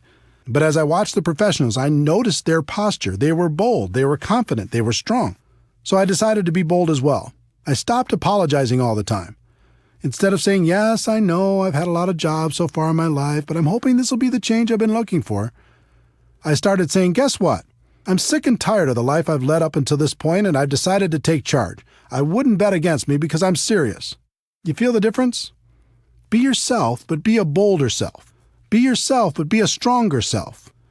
Be yourself, but be a more confident self, at least when you're inviting. I found I could do that for short periods of time at the beginning. And just like building a new muscle, I could eventually do it longer and longer until it became part of me. So now that we've set the stage, let's go through the invitation formula. This formula is designed to be used over the phone or face-to-face. It's not to be used with texting, email, or any other communication tool, just on the phone or face-to-face. This can work with your warm market prospects, someone you know, or cold market prospects, someone you meet while living your life. I'll give you examples for both. There are 8 steps to a professional invitation. That might sound complicated, but with a little practice, you'll find it's an easy skill to master. Step 1, be in a hurry. Step 2, compliment the prospect. Step 3, make the invitation. Step 4, if I, would you. Step 5, confirmation number 1, get the time commitment. Step 6, confirmation number 2, confirm the time commitment. Step 7, confirmation number 3, schedule the next call. And Step 8, get off the phone. Step 1, be in a hurry. This is a psychological issue. People are always more attracted to a person who has things going on. If you start every call or face-to-face conversation giving the impression that you're in a hurry, you'll find your invitations will be shorter, there will be fewer questions, less resistance, and people will be more respectful of you and your time. Examples for warm market prospects. I don't have a lot of time to talk, but it was really important I reach you. I have a million things going on, but I'm glad I caught you. I'm running out the door, but I needed to talk to you real quick. Examples for cold market prospects. Now isn't the time to get into this, and I have to go, but I have to run, but get the message? Set the tone with some urgency. As for the examples I'm sharing with you, don't worry too much about the exact words. Just focus on the concept and use your own words. Let people know you're busy, you've got a lot going on, and your time is short, but it was important for you to talk to them real quick, and do it with some passion in your voice. Step 2, compliment the prospect. This is critical. The sincere compliment, and it must be sincere, opens the door to real communication and will make the prospect much more agreeable about hearing what you have to say. Examples for warm market prospects. You've been very successful, and I've always respected the way you've done business. You've always been supportive of me, and I appreciate that so much. Great to use with family and close friends. You have an amazing mind for business and can see things other people don't see. For as long as I've known you, I thought you were the best at what you do. Examples for cold market prospects. You've given me some of the best service I've ever received. You're super sharp. Can I ask what you do for a living? You've made this a fantastic experience. The key to the compliment is it must be sincere. Find something you can honestly use to compliment your prospect and use it. This simple step will literally double your invitation results. When you start with urgency and a compliment, it becomes very difficult for a person to react negatively to your invitation. People don't hear compliments very often. It feels good. You'll find your prospects will become very receptive. If you study the pros, you'll find they are constantly putting people in a good mood through their honest and sincere compliments. It helps to build rapport. It helps to open people's minds. And mostly, it helps achieve our goal of education and understanding. Step 3. Make the invitation. This is a situation where one size does not fit all. There are 3 kinds of invitation approaches for the network marketing professional. The direct approach. This is used when you're inviting people to learn more about an opportunity for them. Most people use a direct approach for all of their prospects. It usually goes something like this: I found a way for you to get rich. Let me tell you all about it, blah, blah, blah. I understand the passion, but really, who's going to get excited about that unless they're getting a call from a millionaire? That doesn't mean the direct approach doesn't work. It does. It has an important place in your invitation process, but it should be reserved for people who know and respect you or for people that you know are searching for something better. Examples for warm market prospects. When you told me you hated your job, needed more money, wanted to find a new house, etc., were you serious or were you just kidding around? They'll almost always tell you they were serious. Great, I think I found a way for you to get it, solve the problem, make that happen. This is for situations where you know an area of their dissatisfaction, need, or desire. I think I found a way for us to really boost our cash flow. When I thought of people who can make an absolute fortune with a business I found, I thought of you. Are you still looking for a job or a different job? I found a way for both of us to start a great business without all the risks. Let me ask you a question off the record. If there was a business you could start working part-time from your home that could replace your full-time income, would that interest you? Examples for cold market prospects. Have you ever thought of diversifying your income? Do you keep your career options open? Do you plan on doing what you're doing right now for the rest of your career? You can follow these cold market scripts or any variations with the following. I have something that might interest you. Now's not the time to get into it, but. The indirect approach. This is another powerful tool to help people get past their initial resistance and educate them on what you have to offer. The indirect approach is about asking the prospect for help, input, or guidance. I used this approach extensively and with great success when I first started out. Because of my lack of credibility at age 23, I couldn't get much success with a direct approach, so I learned to play myself down and play up to the prospect's ego. It worked incredibly well, and it still works today. Examples for warm market prospects. I've just started a new business and I'm really nervous. Before I get going, I need to practice on someone friendly. Would you mind if I practiced on you? This is a great approach for family and close friends. I found a business I'm really excited about, but what do I know? You have so much experience. Would you look at it for me if I made it easy on you? And let me know if you think I'm making the right move? A friend told me the best thing I could do when starting a business is to have people I respect take a look at it and give me some guidance. Would you be willing to do that for me if I made it simple? Examples for cold market prospects. When you meet someone from another city, state, or country, and if your company does business there, you can say, "My company is expanding in your area. Would you do me a favor and take a look at it and let me know if you think it would work where you live?" When you meet someone who might provide good input on your product, you can say, "I've started a business with a product I think makes a lot of sense, but I'd like to get your input. Would you be willing to check it out and give me your opinion?" The super indirect approach. The third approach is the super indirect approach. This approach is incredibly powerful because it works on a number of psychological levels. In this approach, you tell prospects they aren't a prospect, and you're just interested in finding out if they know someone else who might benefit from your business. It's very effective. Examples for warm market prospects. The business I'm in clearly isn't for you, but I wanted to ask, who do you know that's ambitious, money-motivated, and would be excited about the idea of adding more cash flow to their lives? Who do you know that might be looking for a strong business they could run from their home? Who do you know that's hit a wall with their business and might be looking for a way to diversify their income? I'm working with a company that's expanding in this area, and I'm looking for some sharp people that might be interested in some additional cash flow. Do you know anyone who might fit that description? In most cases, they're going to ask you for more information before they give you any names. Behind that request will be curiosity and intrigue, thinking this might be for them, but they're not going to admit that to you yet. When they ask for more information, you can respond with, "That makes sense." You'll want to know more about it before you refer some of your contacts. Then you could just move to step 4. Examples for cold market prospects. Cold market is exactly the same as warm market for the super indirect approach. Just use the warm market scripts or any variation that's comfortable for you. Step 4. If I would you. This question has been my secret weapon for a very long time. It is by far the most powerful phrase I've come across in building a large and successful network marketing business. If I gave you a DVD, would you watch it? If I gave you a CD, would you listen to it? If I gave you a magazine or some other printed material, would you read it? If I gave you a link to a website with a complete presentation, would you check it out? If I invited you to a special invitation-only webinar, would you attend? If I invited you to a special invitation-only conference call, would you listen in? This question is so powerful, and for a number of reasons. First, it's reciprocal. You're saying you'll do something if they'll do something.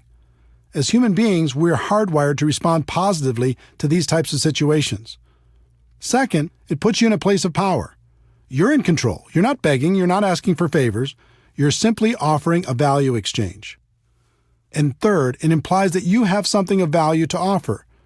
You're saying that you will do something, but not unless the other person will do something in exchange. When you value what you have, people will respect you. When I first started, I didn't know about this magical question. I just said things like, I really, really, really want you to watch my video, try my product, listen to the CD, etc. You can imagine the results. The whole psychology of it is weak. If you use if I would you, you're having a business conversation. If you use I really, really, really want you, now you sound desperate, and a desperate distributor is not attractive. If you've used this approach, you already know what I'm talking about. If I would you gets results. It gets people to say yes. It helps prospects see what we have in a different light. Remember, our goal is education and understanding. If I would you helps us achieve that goal. If you started the call with urgency, complimented the prospect, made the invitation, and asked if I would you, their answer will be yes almost 100% of the time, and you can just go to step 5. If they ask for more information first, just respond with, I understand you want more information, but everything you're looking for is on the CD, DVD, printed piece, link, etc. The fastest way for you to really understand what I'm talking about will be for you to review that material. So if I gave it to you, would you review it? If they say no, then thank them for their time and move on. Also, review steps 1 through 3 to see where you might have done better, but do not give your material to them. So you've gone through the first 4 steps and the person said yes. Success! They've agreed to review your tool. Does that mean they'll follow through? Nope.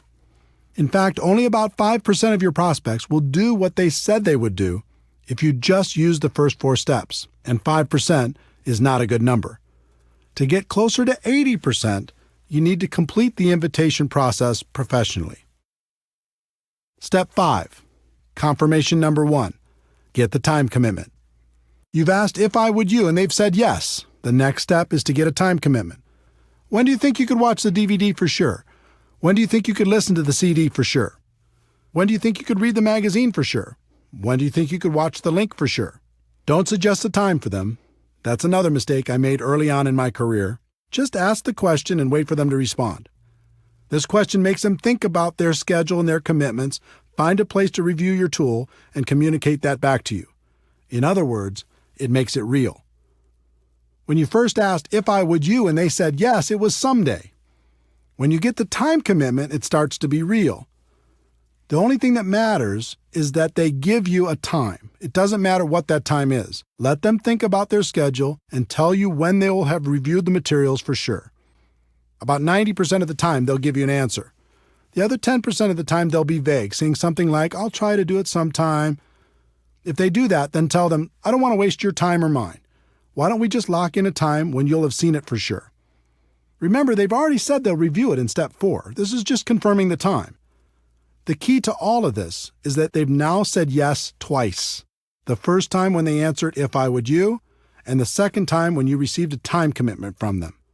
So now you can give them the tool, right? Wrong. You're not done yet. The professionals take a few more seconds to complete a couple more steps before they're finished. Step 6, confirmation number 2, confirm the time commitment. If they tell you they'll watch the DVD by Tuesday night, your response should be something like, so, if I call you Wednesday morning, you'll have seen it for sure, right? If they say they'll listen to the CD by Thursday morning, your response should be, so if I called you sometime later in the day on Thursday, you'll have listened to it for sure, right? If they say they'll watch the link by July 1st, Your response should be, so if I call you on July 2nd, you'll have looked at it for sure, right? They will either naturally say yes or they will adjust the time slightly. In any case, the significance of step 6 is now they've confirmed 3 times and they are much more likely to follow through. And the key is, this isn't an appointment you've set. It's an appointment they've set. They said they'd review the materials. They would do it by a specific time. And if you called them after that, they would have reviewed the materials. You've asked the questions. Their answers made the appointment. Step 7, confirmation number 3, schedule the next call. This step is simple. Just ask, what's the best number and time for me to call? They'll give you what works best for them, and now you have a real appointment. All you have to do is be sure to remember to call when you said you'd call. They've said yes 4 times. The whole invitation took a few minutes, and your chances of achieving your goal of education and understanding has gone from about 5% to about 80%. Step 8, get off the phone. Remember, you're in a hurry, right? Once you've confirmed the appointment, the best thing to say to someone is something like, great, we'll talk then, gotta run. Too many people make the appointment and then unmake it by talking and talking and talking. Remember, our goal is education and understanding, and we're going to let the third-party tool do most of the work. Here are some examples of all 8 steps. A person you know who hates their job, direct approach. Hey, I don't have a lot of time to talk, but it was really important I reach you. Listen, you're one of the most financially intelligent people I know, and I've always respected that about you. When you told me you really didn't like your job, were you serious or were you just kidding around? They say they were serious. Great, I think I found a way for you to create an exit strategy. I have a CD that describes what I'm talking about better than I can. If I gave you this CD, would you listen to it? They say yes. When do you think you could listen to it for sure? They say Tuesday. So if I call you Wednesday morning, you'll have reviewed it for sure, right? They say yes. All right, I'll check back with you then. What's the best number and time for me to call? They give me the information. Got it. We'll talk then. Gotta run. Thanks. A good friend, indirect approach. Hey, I'm running out the door, but I needed to talk to you real quick. Do you have a second? Great. Listen, you've always been so supportive of me, and I appreciate that so much. I've just started a new business, and I'm really nervous. Before I get going, I need to practice on someone friendly. Would you mind if I practiced on you? They say sure. Great. If I gave you a DVD that laid out the information in a professional way, would you watch it? They say yes. It's about 15 minutes long. When do you think you could watch it for sure? They say Thursday. So if I called you Friday morning, you'll have reviewed it for sure, right? Fantastic. What's the best number and time for me to call? They give you the information. Great. We'll talk then. Gotta run. Thanks. A highly successful person, super indirect approach. I know you're busy, and I have a million things going on too, but I'm glad I caught you. You've been wildly successful, and I've always respected the way you've done business. I've recently started something new, and I'm looking for some sharp people. It's clearly not for you, but I wanted to ask, who do you know who's ambitious, money-motivated, and would be excited about the idea of adding a significant amount of cash flow to their lives? They say they do know some people.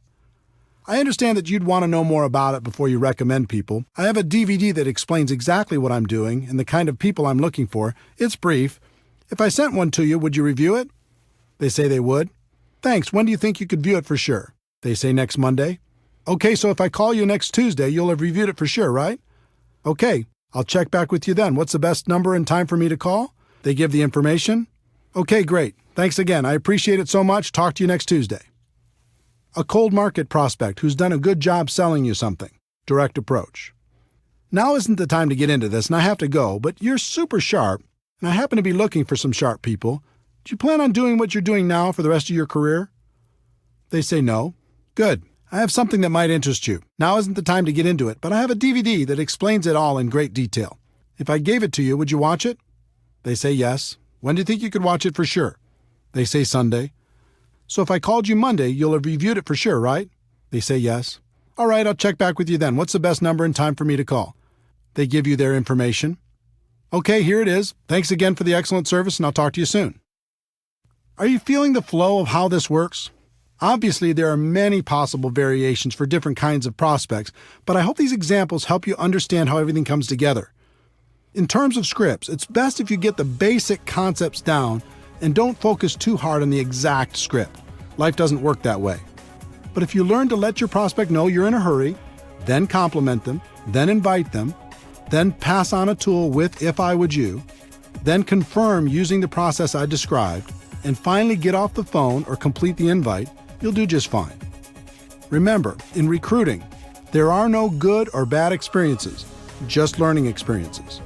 On your journey to become a network marketing professional, the best thing that can happen is for you to develop the skills to recruit on demand in any situation. Then you never have to worry about being lucky. So practice, practice, practice.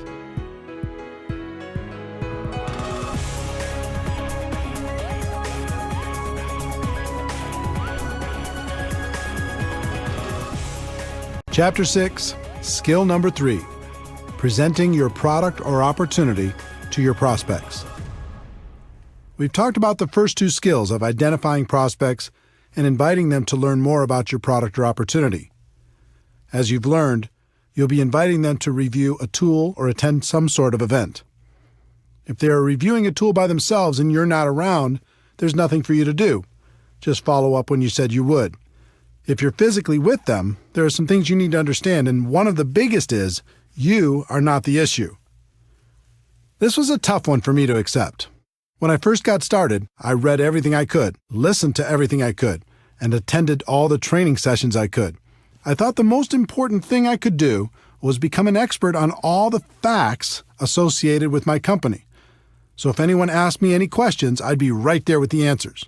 Sounds logical, right? I would sit down with someone and say, "Let me tell you all about our products. Let me tell you all about our company. Let me tell you all about our compensation plan. Let me tell you all about our incredible support system." There are big problems with that approach if you want to build a large and successful organization. For me, the first problem was, no matter how much I learned, there would still be questions that stumped me. And since I was presenting myself as the expert, if I got stumped, that might make the prospect question the whole opportunity. The second problem was, most of my prospects knew I wasn't an expert. So when I came to them and presented myself as an authority figure, they knew it wasn't true. It actually made them more skeptical. The third problem was, even if I was successful at becoming an expert, the other distributors in my organization didn't necessarily have that same desire or willingness to learn. As a result, I was the go-to guy for every single presentation. There's no way to create an organization that will duplicate with this approach. And without duplication, network marketing is just a job. In the early days, that's what network marketing was for me, a job. I had no duplication because I made myself the issue. But I was determined, and I started to observe and take careful note of how the most successful distributors did their presentations. The pros never made themselves the issue. More than that, they never presented themselves as an expert. They acted as a consultant who connected the prospect to tools, events, or other distributors to help them become educated. If the prospect asked a question, they would guide them to the answer, but they wouldn't give the answer directly. This baffled me until I started to comprehend duplication. The pros knew they could sign the person up by dazzling them with their knowledge and experience, but they also knew it would take a long time for their new distributor to do the same thing. So they came up with a simpler approach. It was around this time I heard a concept that has stuck with me ever since. In network marketing, it doesn't matter what works. It only matters what duplicates. This should be a guiding principle for every network marketing professional. The pros use tools instead of their own wisdom. The pros use live events instead of their own presentations. The pros use other distributors to give the facts instead of giving them themselves. The pros don't present themselves as experts. They just invite people to learn more about the product or opportunity and let the third-party resource provide the information. The pros bring passion, enthusiasm, excitement, and belief. If you ever watch a pro at work, you'll see a fire in them that's contagious. Make passion, enthusiasm, excitement, and belief your priority. Then invite professionally and let the third-party resource do the rest. In addition to learning how to effectively present your product or opportunity during your personal recruiting efforts, it's also important to learn how to present your opportunity to groups of people. I've heard it said, and I think it's true, the person with the marker makes the money. In other words, the person in front of the room giving the presentation usually has a higher than average income. When I first got started, I was deathly afraid of speaking in front of people. But I was ambitious, and since everyone said this was an important skill, I was determined to master it. I started by learning how to give a short and effective testimonial. Learning to tell my story was extremely valuable in building my business and has been to this day. People aren't interested in how much you know, but they are interested in your story, as long as you don't bore them to death with it. I worked on my story for a while, and after tweaking it a time or two, here's what I came up with. Hi, my name is Eric Worre, and I'm a retired underachiever. I had 18 jobs by the time of 23 and was starting to think my future wasn't looking so good. I was embarrassed by my lack of results, and I was desperately looking for a way to make something of my life. In January of 1988, I was introduced to network marketing, and it has changed my life. Instead of being afraid of the future, now I'm excited about it. And then I would insert whatever was appropriate based upon my current levels of success. The theme of my story was, if I could do it, anyone could do it. And it worked. I use it all the time in hotel meetings, in home meetings, on three-way phone calls, on conference calls, you name it. No matter what your background is, you can craft a compelling personal story. I've found every good story has 4 elements. 1, your background. 2, the things you didn't like about your background. 3, how network marketing or your company came to the rescue. And 4, your results or how you feel about your future. Take some time to create your story and start telling it every chance you get. Next, I decided to master my company's opportunity presentation. Again, the concept of modeling successful people came into play. The top earner in my company was extremely powerful and effective. In addition, he did the same exact presentation every single time, just about word for word. So I recorded his presentation and transcribed it by hand onto a legal pad. When I completed that step, I recorded my own voice doing that presentation. I did it word for word, same stories, same jokes. Everything was his exact presentation. After I was done, I played it back, and it was terrible. My voice had no energy, I was boring, I hated it. So I recorded it again and again and again until it was acceptable. In the end, I had an audio cassette with my presentation on it. And I listened to it over and over in my car. I'll bet I listened to that presentation 500 times. And by that time, I had it memorized. I knew it backwards and forwards. I could start from any part of the presentation and take it from there. You would not believe the confidence this gave me. I went from being afraid to do the presentation to actively looking for opportunities to give it. I did the presentation on conference calls, in home meetings, on three-way calls, and any place else I could find. I became a regular presenter at our local meetings and continued to move up to bigger and better venues, even being asked to speak at company conventions. For me, the evolution of becoming a presenter went through several stages. 1, learning my story. 2, learning the standard opportunity presentation. And 3, learning different training presentations. One big defining moment as a presenter came in 1993. I was 29 years old and starting to make a name for myself in network marketing. I was having a conversation with the CEO of the company and the #1 distributor at that time. I can't remember exactly how the topic came up, but I recall saying something to the CEO like, well, he, the top distributor, might be a better networker than I am right now, but I can outspeak him any time. It was meant as a joke, but the CEO raised his eyebrows and said, okay, son, I'll tell you what. We have our big convention coming up. Over 14,000 people will be in attendance. I'll give you both the same amount of time, and we'll have a private contest. I'll handpick a few judges, and they'll vote on who did a better job. Wow. Now I was really on the hook. I wasn't a huge leader. I didn't have as big an organization or reputation at the time as the top earner, so I did the only thing I could control. I started to prepare like my life hung in the balance. I chose a theme, I wrote my talk, and I rewrote it over and over. I did research, I practiced, I recorded myself doing the speech. I did everything I could possibly do. When the day came, I'd never felt so nervous in my entire life. Talking to 14,000 people is like talking to an ocean. But my preparation served me well. I steadied my 29-year-old insecure self and delivered. The response was overwhelming. The crowd went wild, literally. I felt numb when I walked off the stage as they were still cheering and sat there while the top earner gave his speech. He did a fine job, but I have to admit to you, it felt so good. to have the CEO come up and congratulate me for winning our private little contest. It was definitely a defining moment. That speech was lost for a very long time, but a copy was recently discovered. If you'd like to hear it, we'll include it at the end of this chapter. My voice sounds quite a bit younger, but it's still me. To summarize this skill set, remember a few important things. 1. When you're prospecting, you're the messenger, not the message. Get yourself out of the way and use a third-party tool. 2. Learn to tell stories in a way that will make your prospects curious to hear more. And 3. When it comes to presenting in front of a group of people, preparation is key. When you're prepared, it's fun. And as promised, here's my speech talking in front of 14,000 people as a 29-year-old young man.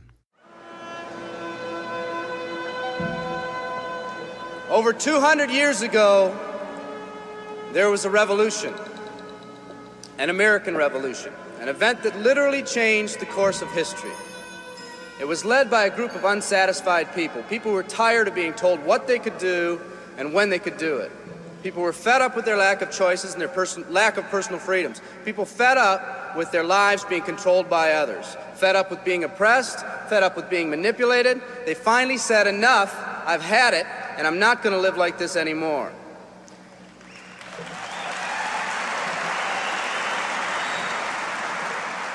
Our ancestors were people that took full responsibility for what happened to them. It was that spirit that ignited a country and formed what is now a giant in the free world. I have a question for you. Where's that spirit today? It's time for another revolution. Let me explain one of the laws of the universe. It's called the law of use, and it says simply this: whatever you don't use, you lose. Lack of use causes loss. Ambition unused declines. Faith unused decreases. If you don't use your skills, you lose your skills. If you don't use your freedom, you lose your freedom. Freedom does not come automatically. It's not attained and then handed down to us as an inheritance. It must be achieved each day. At the turn of the century, in the year 1900, less than 10% of us worked for other people or the government. Over 90% of us were self-employed. We were an independent people. In 1980, only 80 years later, over 90% of us worked for the other people or the government. Less than 10% of us were self-employed. We changed from an independent people to a dependent people. We'd slowly shifted from a people who took full responsibility for everything that happened to them to a people who've become talented and practiced at the art of blaming others for their problems.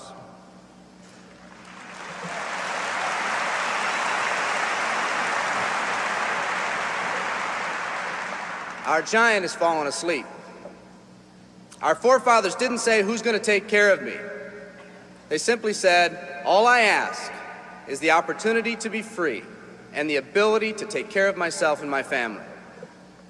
Today, we elect officials who will, quote unquote, take care of us. We cry out against anyone who dares to ask us to provide more value in the workplace. We do everything we can to spread around the suffering in our society, and yet no one is willing to step up and be part of the solution. We've slowly changed from a society that compensates based on value to a society that compensates based on entitlement and seniority. What we've come to believe is our due. We act as if someone actually owes us a living. Part of this change is due to the dramatic rise of conformity in our society. We're all taught to conform. Incredible pressures are put on us every day to do things, quote unquote, the right way. And yet no one asks the question, is this really the right way? A man once said, I'm just a collection of mirrors reflecting what everyone expects of me. We live our lives to please those around us, and the scary thing is, the people around us are doing exactly the same thing. Psychologist Rollo May calls us outer-directed people. We don't act, we only react. We seek not to be outstanding, but to fit in. We're able to respond, but not to choose. Perhaps that's why a wise man once said, the mass of men lead lives of quiet desperation. In order to change, we need to become inner-directed people. People with our own purpose. People who are not easily swayed by the opinions of others. And that's difficult because from a very early age, we look to the opinions of others to orient ourselves and to validate our decisions and our actions. Nietzsche said, we need more strong people in this world because the weak, by their sheer mass, are forcing weak ideals and weak values on us all.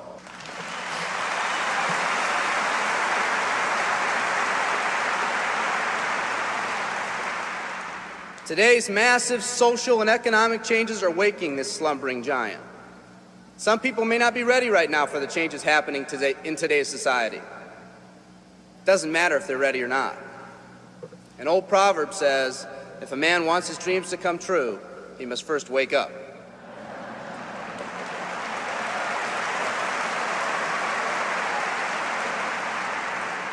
I, for one, am glad for the radical changes in our society because I believe that within that crisis, we will find that independent spirit that once pioneered this country. Some of us are finally ready to change. The displacement of our workforce has caused many of us to start searching for something better.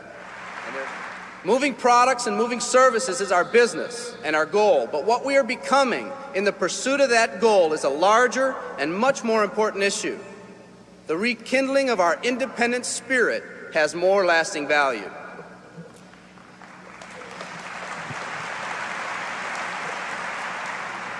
There's no more noble a business than the business that encourages the development of people. Every living organism has one and only one central need in life: to fulfill its own potentialities. The acorn becomes an oak, the puppy becomes a dog, and that's all that's required of the oak and the dog. But the human being's task in fulfilling his or her nature is much more difficult. The reason is, unlike any other living creature on this planet, you've been given the dignity of choice. You'll not grow like a tree. You'll grow only as you plan and choose to grow. When a person chooses to live, two things happen. First, assuming responsibility for themselves takes on a whole new meaning. They accept responsibility not as something they've been saddled with, but as something they themselves have chosen. The second thing that happens is that discipline from the outside is replaced by self-discipline. They accept discipline not because it's commanded, because they themselves have chosen what they want to do with their lives. Just like when the disenfranchised men and women over 200 years ago got fed up and said, I'm not going to live like this one more day, there's another revolution coming. It's coming not just from Americans, but from people all over the world.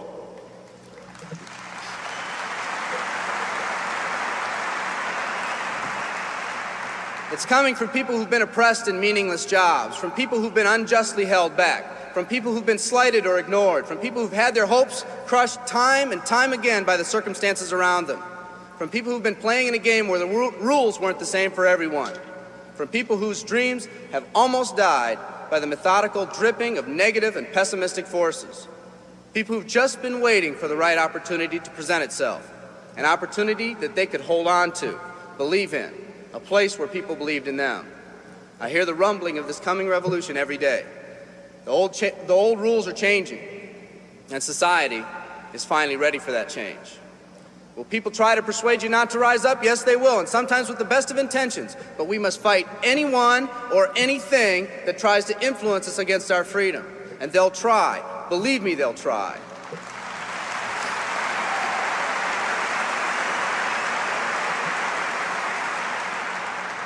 They'll try to suggest you off course, to nudge you off course, to distract you off course.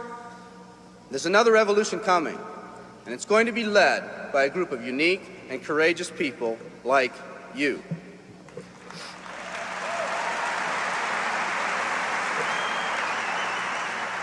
People who've had it with the way things are. People who've picked out their mountain in life and said, I'm going to the top. And if someone tells you you can't climb mountains, you don't have any experience.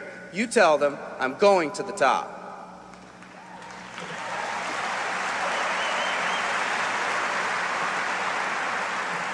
And if your neighbor tells you, come on, choose another mountain, that one's too rocky, what are you going to tell them? And if someone tells you, let's go over here where it's not so steep, what are you going to tell them?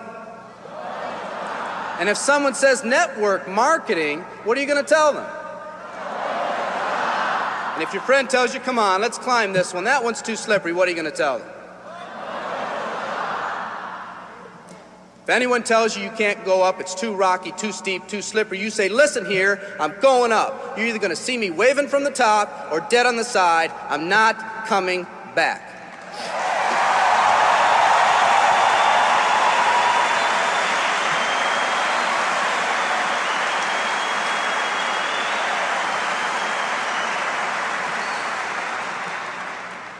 There's something about the do-or-die attitude. It's almost like when someone has a do-or-die attitude, time, fate, and circumstances seem to get together, have a hasty conference, and say, they say they're going to do it or die.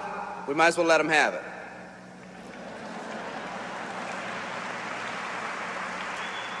The people in this arena are special. You're special because you've already rekindled that independent spirit.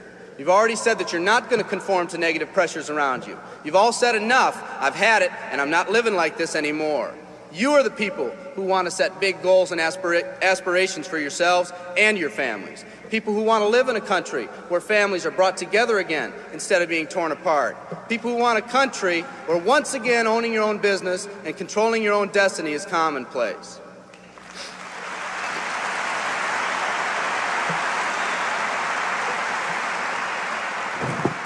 People who want a country where every man, woman, and child is treated with equal respect and dignity.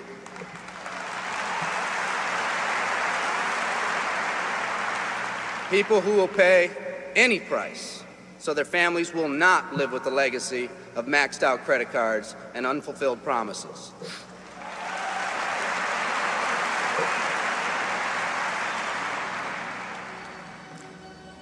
Today, we stand at the genesis of a new revolution, and people like you are going to lead it.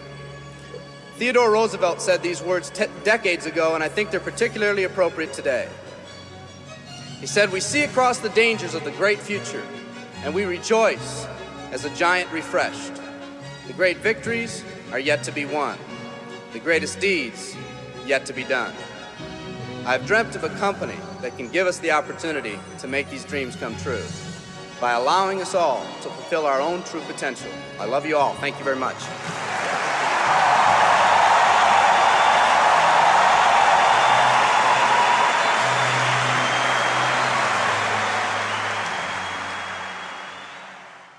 Chapter 7, Skill Number 4, Following Up with Your Prospects.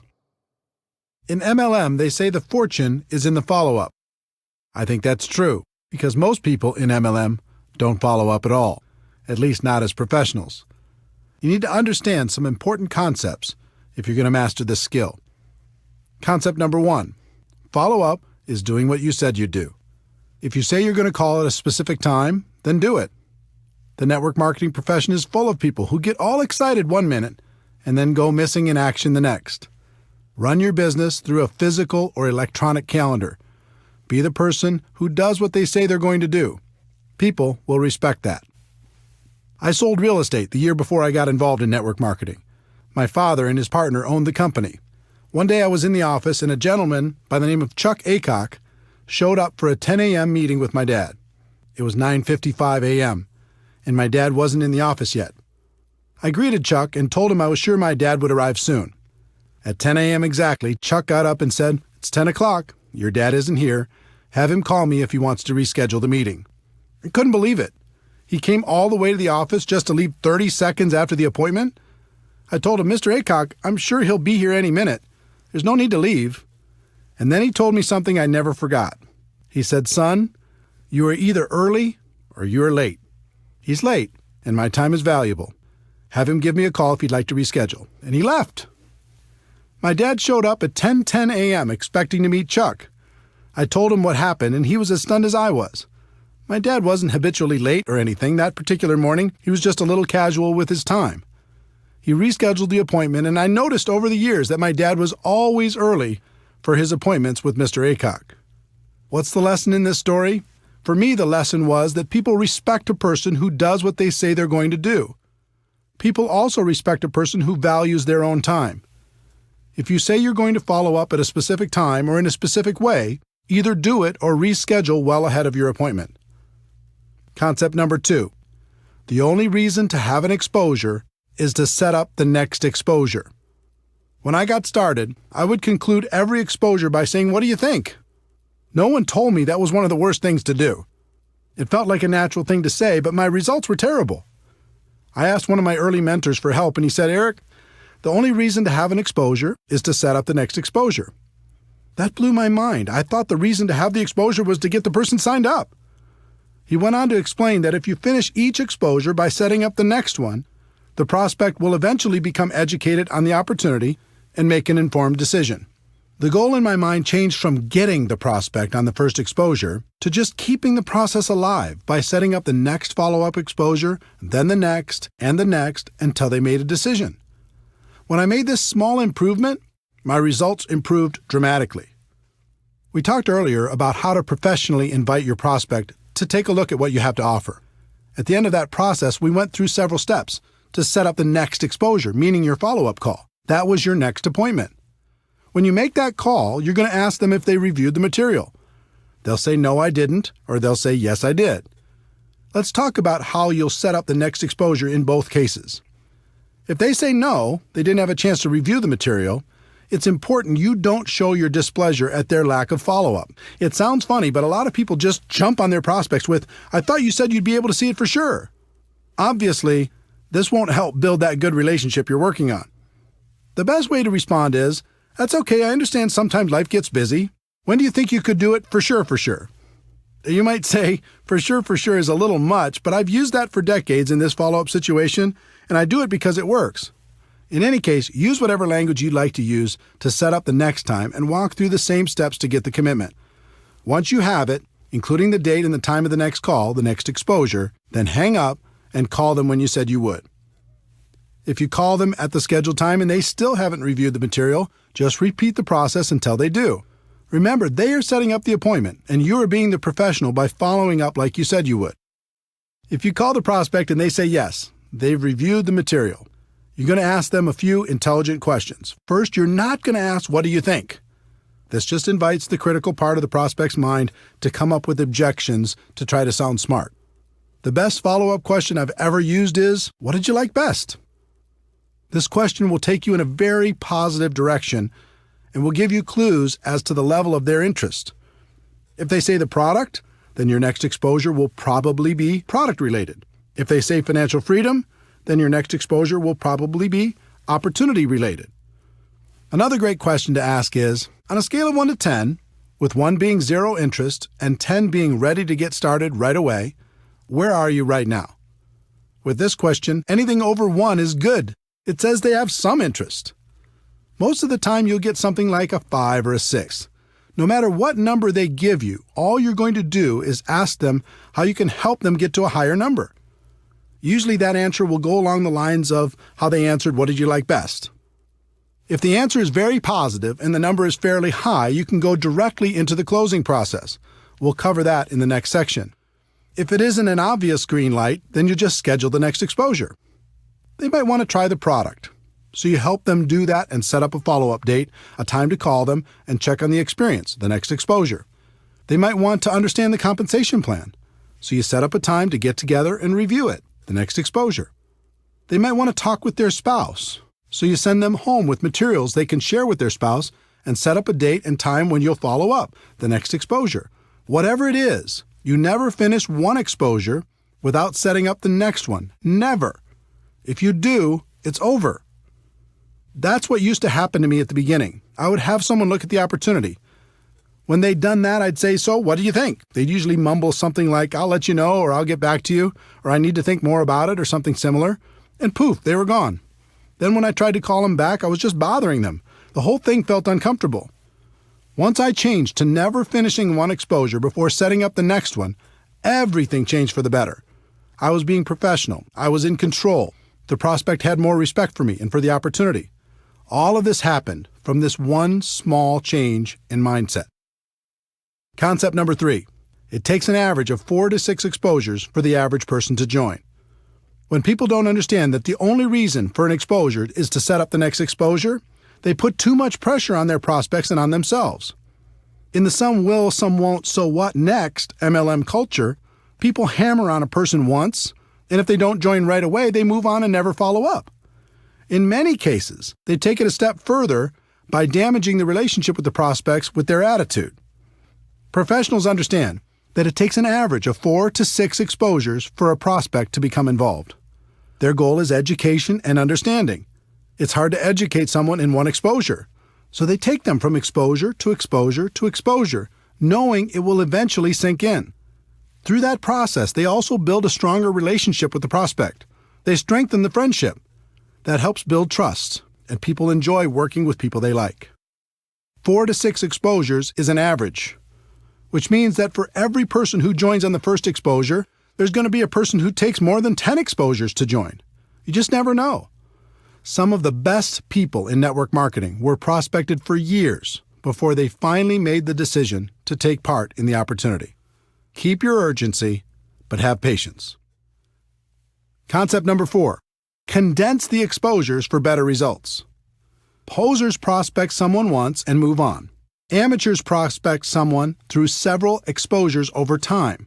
Professionals condense those exposures into the shortest time possible. People are busy. They're constantly distracted by life. When you're approaching them to take a look at something new, it's important to keep their interest. The best way to do that is to stack the exposures as closely as possible. If you go slow, you might start by having them check out a video, then a few weeks later have them listen to a conference call, then a month later have them attend a webinar, then after another month, invite them to a 3-way phone call with you and another distributor. This slow process is difficult because between each exposure, they tend to get distracted by life. It can almost be like starting over every time. On the other hand, if you have them check out a video, then join a conference call, then try the product, then get on a webinar, then participate in a 3-way call, then come to a live meeting, or whatever combination of exposures you use in your company and do it all in 1 week, you give them the opportunity to really think about how this could change their lives. Questions and objections. At every step in the recruiting process, you'll come across questions and objections. This is natural. A lot of the time, your prospect will just be bringing them up to sound intelligent. They don't want to seem easy, so they throw out objections to feel better. How you respond is extremely important. If you act defensive, you'll plant a seed of doubt in their minds. If you act offensive, you'll chase them away. Remember, our goal is education and understanding. It's not to win an argument. Our job is to help blind people see. When someone brings up a negative question, or if they offer you an objection, all they're really doing is helping you to identify one of their blind spots. It's helpful to know what these are so you can assist your prospects in eliminating them.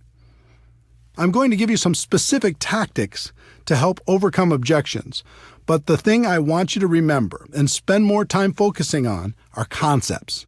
Tactics come and go. Concepts are timeless. I found that objections fall into one of 2 categories. The first is the prospect's limiting belief in their abilities. They aren't sure they can be successful. The second is a limiting belief in network marketing.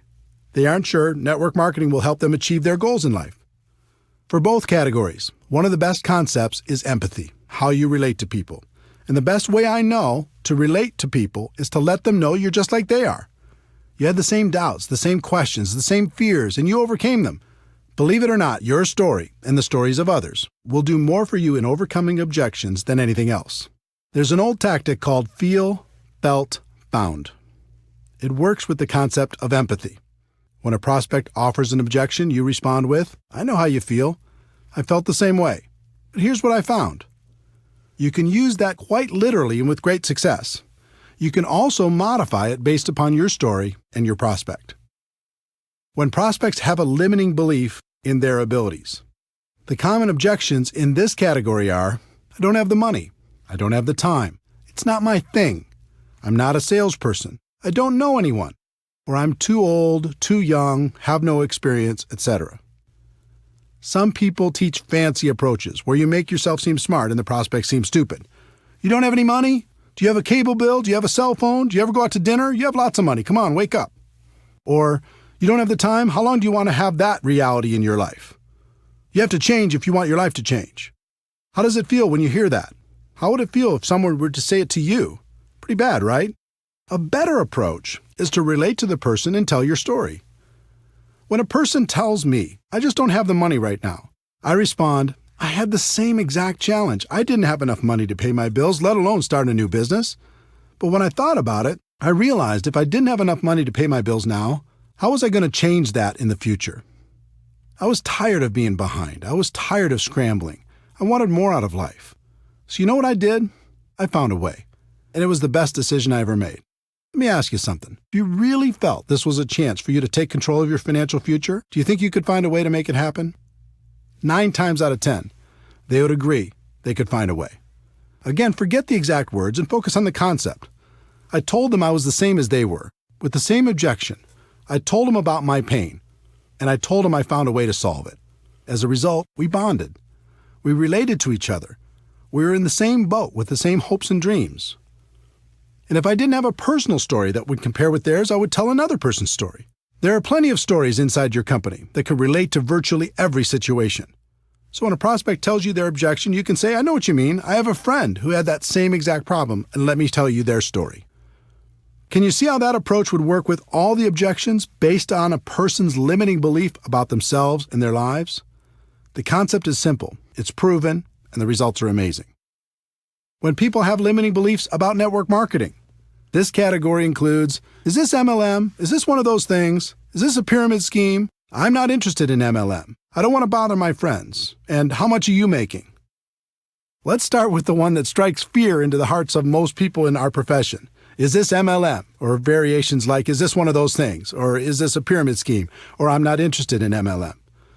Some people go a little crazy when they hear this question. They say, pyramid scheme, like every corporation in the world, like the government? You mean that?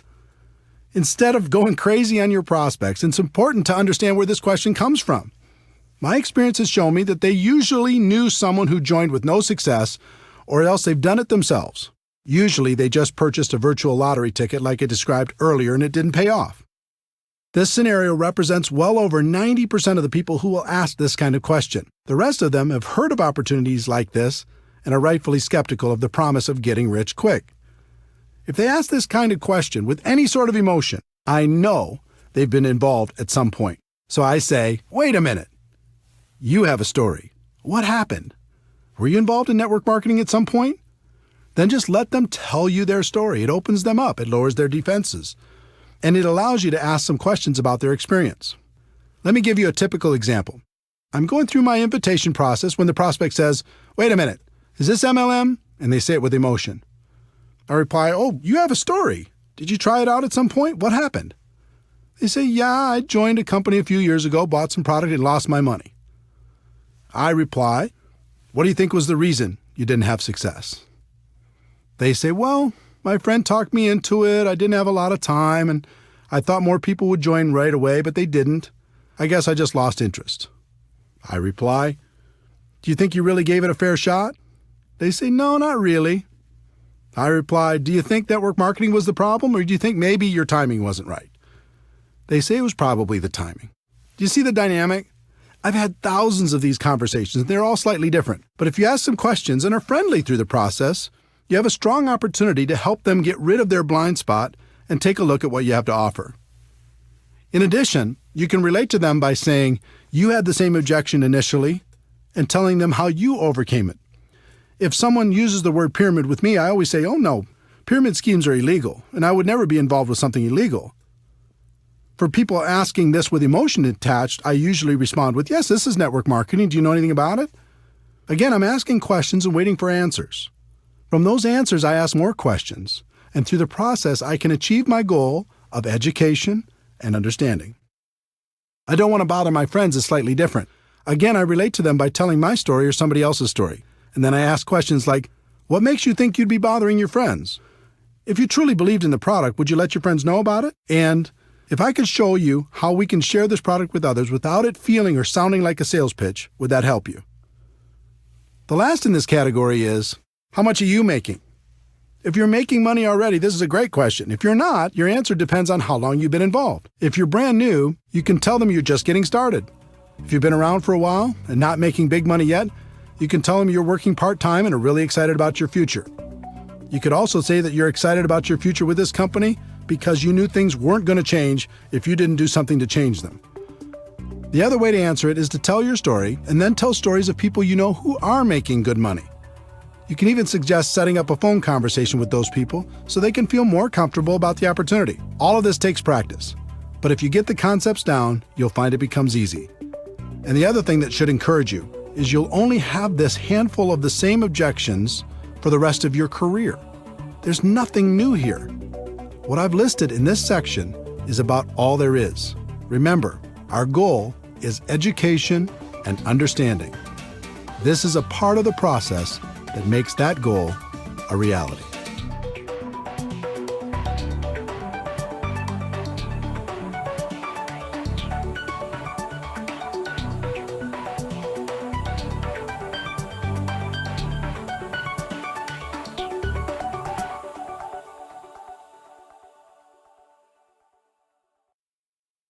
Chapter 8.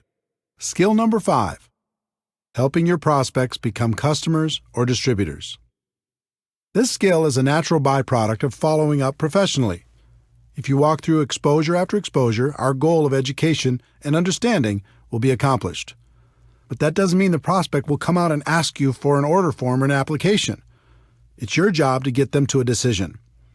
The key to success in this area is a combination of having good posture and asking good questions. Good posture means the way you carry yourself. Your words and actions will help your prospect feel more confident about joining your opportunity, or they'll plant seeds of doubt. In my early years, my posture was terrible. I was trying to get people instead of pursuing the nobler goal of education and understanding. And the prospects could feel my intentions. I was very emotionally attached to the outcome. You could even say I was needy. Every time I got to this part of the process, I really wanted it. Again, the prospect could feel my emotional attachment, and that usually scared them away. Through lack of results and without even realizing it, I started to assume people were not going to be interested. And that assumption started to seep into everything, which led to the predictable result of the prospect not joining. Most of the time, I wasn't properly prepared. I didn't have applications, startup materials, or whatever else was necessary. Think about the subconscious impact this had on my prospects. It seemed just about everything I did projected a lack of belief and a lack of professionalism. Instead of asking questions and listening intently to the answers, I just talked and talked and talked. I was more focused on being interesting than being interested. Prospects don't like that. No one does. So again, I followed the pattern of modeling the professionals. I watched what the best closers did and began to copy them. I interviewed the top performers to figure out what they did differently, and slowly, I started to see the flaws in my own approach. First, I learned that professionals are emotionally detached from the outcome. In other words, their goal is education and understanding while helping a prospect make a decision that would positively impact their lives. They're the opposite of needy. They aren't trying to get anybody. They are honestly just trying to help. Second, they're very assumptive in their approach. They expect the person to join because their belief that the opportunity would benefit the prospect is so strong. They're rock solid. Many of them are sincerely shocked when a person decides not to get involved. Third, it was interesting to learn they promoted themselves as much as they promoted the product or the opportunity. What I mean by that is they helped the prospect make the decision by saying, "You get me." When they promoted themselves, it isn't like, "I'm going to do everything for you." It was more like, "We have a great product and a great opportunity, but I'm going to take this thing to the top and we can do it together." This gives people great comfort in knowing that they don't have to learn everything on their own. Fourth, they are always prepared. Always. They have everything they need to get a person started right on the spot. And fifth, they ask question after question after question and are great listeners. They act like a consultant helping a person with a problem. The best consultants in the world have to ask a bunch of questions before they can offer a solution. Network marketing professionals use questions as their most powerful tool. As you can imagine, it took me a while to figure all of this out, and that was just half the battle. It's one thing to have the information, and it's another thing to put it into action. I wasn't as talented as the pros, but I could model what they did, so I just started to act like they acted. I acted emotionally detached. I really wasn't at the beginning. I started to act very assumptive, that people would join. I really wasn't at the beginning. I started to tell people, and you get me, even though I didn't think that was such a huge benefit at the beginning. I was always prepared. I started to ask lots of questions, focusing more on being interested than interesting. And as time went on, I acted less and less and believed more and more. The same can happen for you. Let's talk about questions. If you were a consultant and your job was to figure out if an opportunity was a good fit for your client, what would you do? You'd ask questions, right? In working to help a prospect make a positive decision about your opportunity, you're going to do the same thing. But instead of asking, "What did you think?" which leads nowhere, learn to ask questions that lead in a positive direction. Did it make sense to you? What did you like best about what you just saw? Pretty exciting, isn't it? Can you see how this could be an opportunity for you? Of these examples, the one I use most is, what did you like best? The answer to that question is almost always positive, and it gives you clues as to the area in which they're most interested. Then I like to say, let me ask you a question on a scale of 1 to 10, with 1 meaning you have 0 interest and 10 being you're ready to get started right now. Where are you? They'll give you a number. And it's usually obvious from their number that they either need more information before they'll make a decision or they're leaning towards getting started now. If you feel they need more information, just guide them to the next exposure that will help them the most. But if you feel they're ready to get started, then ask a series of 4 questions. This 4-question close has produced strong and consistent results over the course of my career. If you learn it and use it, you'll be amazed at how many people you can help. Question number 1. Based upon what you've just seen, if you were to get started with this company on a part-time basis, approximately how much would you need to earn per month in order to make this worth your time? Instead of asking this question, most distributors say things like, "How'd you like to make $10,000 a month?" Don't do that. Instead of prescribing what you think they want, just ask them what it would take to make it worth their time and wait for their answer. Question number 2. Approximately how many hours could you commit each week to develop that kind of income? Now they have to go inside their head and check their mental calendar to see how much time they would invest to get that kind of money. Question number 3. How many months would you work those kind of hours in order to develop that kind of income? This question makes them think about their level of commitment if they want the income from question number 1. Question number 4.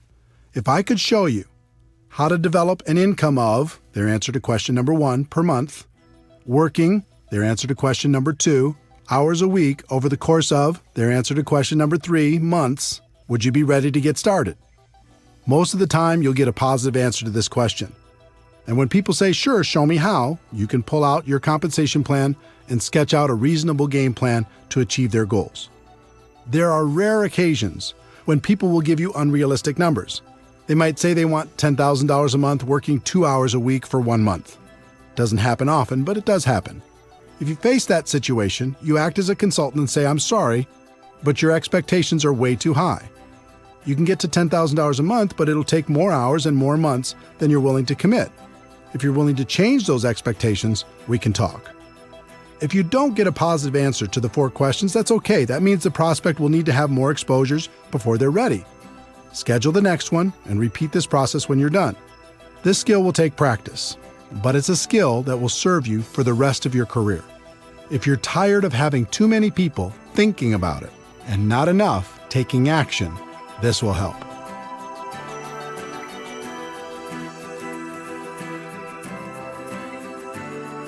Chapter 9.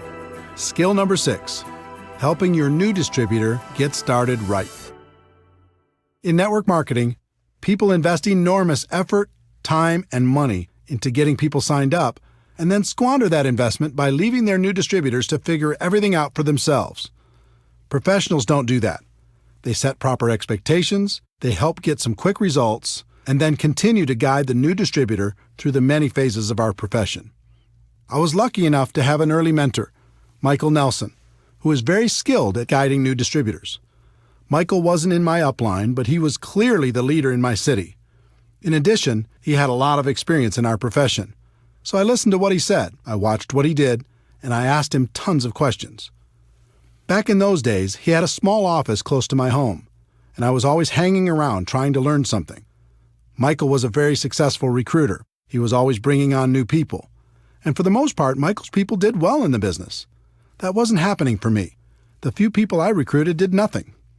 As I watched Michael, I noticed that every time he signed up a new distributor, he scheduled what he called a game plan interview. I decided to model what he did. So the next time he met with a new distributor, I sat behind them close enough to take notes on their conversation. I did this several times and was surprised to learn he went through the same exact interview every time. I thought if I could learn that interview process, then I'd have a chance at his results. Game plan interview, part 1. He validated their decision to become a distributor. He said things like, "Congratulations on making the decision. I'm proud of you for taking charge of your life. From now on, things are going to be different for you and your family." It always took less than 5 minutes, but by the end of their discussion, any doubt they may have had about becoming a distributor was gone. They felt great. Game plan interview, part 2. He set their expectations. He knew most people came into our business with unrealistic expectations, so he always said the same 3 things. If you succeed in this business, it's going to be you who creates that success, not me. And if you fail in this business, it's going to be you who creates that failure, not me. You're going to be the difference between success and failure. I'm here to guide you every step of the way, but I can't do it for you. I'm here to work with you, but not for you. Wow, this was a radical concept and so different from the conversations I had when I got a person started. I said things like, "I get paid from what you produce, so essentially I work for you."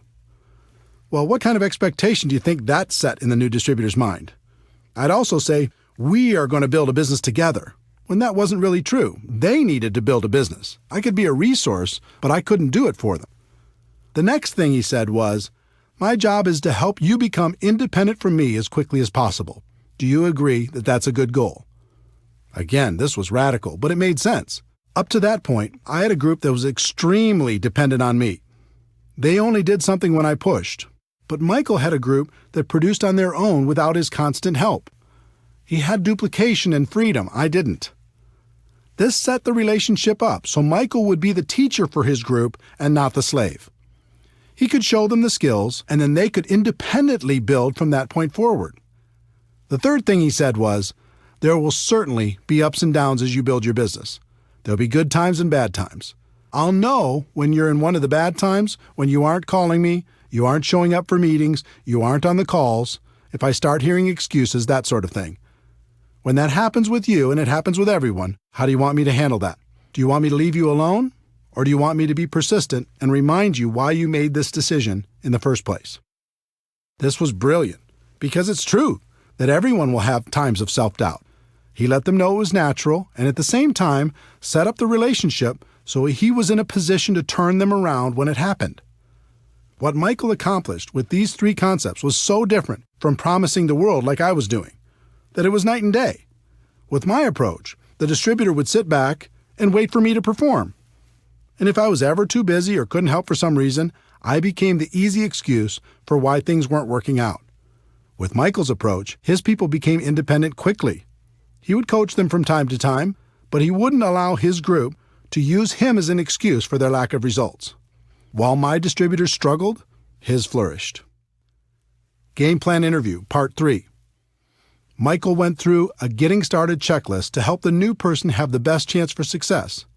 The exact plan would be different for every company, but the concept was to do everything possible to get quick results. Here are some examples of what you could include in your getting started checklist. 1. Make sure your new distributor is set up with appropriate products. Just about every company has products that can be personally used by the distributor, so make sure your new person is doing that.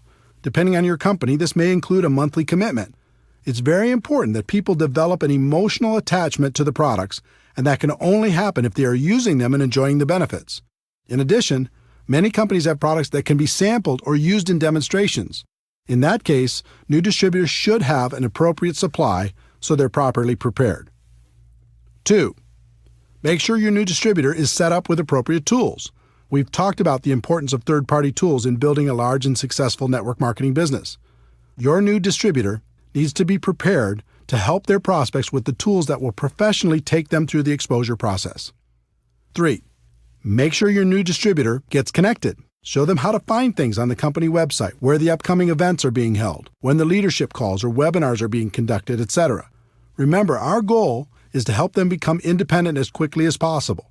This is an important step in making that goal a reality. 4. Make sure your new distributor has a basic understanding of the compensation plan. They don't need to know it in detail at the beginning, but they should at least understand the key points and what will happen financially as they move through the first few levels. 5. Make sure your new distributor has a fundamental understanding of how to properly invite their prospects to understand more about what they have to offer. You can save them from running out there and talking their heads off with little or no results by giving them a brief overview of how and why a professional invitation process works. Game Plan Interview, Part 4. Michael helped the new distributor create a game plan to get through the first few ranks and challenged them to do it quickly. He understood and helped me to understand that it was a race to help a person get results quickly. If they received early positive reinforcement, they'd continue, and if they didn't, they had a tendency to fade away. Every company is different, so this game plan will also be different, but think about the simple actions you can encourage people to take during the first week to get the best possible results. How can they get their first customer? How can they get their first distributor? Can you encourage them to attend their first company event? What steps can you take to help them earn their first commission check? Success in network marketing wasn't real for me until I earned that first check. When it arrived, everything changed for me. I started to really dream about creating a better life for myself and my family. Helping your new person get off to a quick start is vital. Game Plan Interview, Part 5. Michael always ended by giving some specific assignments. One thing I've learned is new distributors crave direction, and they respond incredibly well to simple assignments. Michael always ended by giving those assignments along with a deadline for them to be completed. He told his new distributor to get back to him by a specific date. It's just like the exposure prospecting process. You go from exposure to exposure, but it doesn't end until they become distributors. The professionals continue to go from exposure to exposure, assignment to assignment. The purpose of all this is to help the new distributor get over the line. When someone gets started, there's always a line between success and failure. On one side of the line, it's easier to quit than continue. On the other side of the line, it's easier to continue than to quit. What can help a person get over the line? Signing up their first customer, signing up their first distributor, getting their first commission check, attending a big company event, making friends inside the organization, proclaiming their intentions to the world, getting promoted to a new level, being recognized for some sort of achievement. There are hundreds of other things that can contribute to a person getting over the line. As a sponsor, your job is to help them get over the line and stay over the line. And the line never really goes away. It's always there. And you as a leader need to be constantly aware of where your people are emotionally. This way you can continue to encourage them to never let go of their dreams.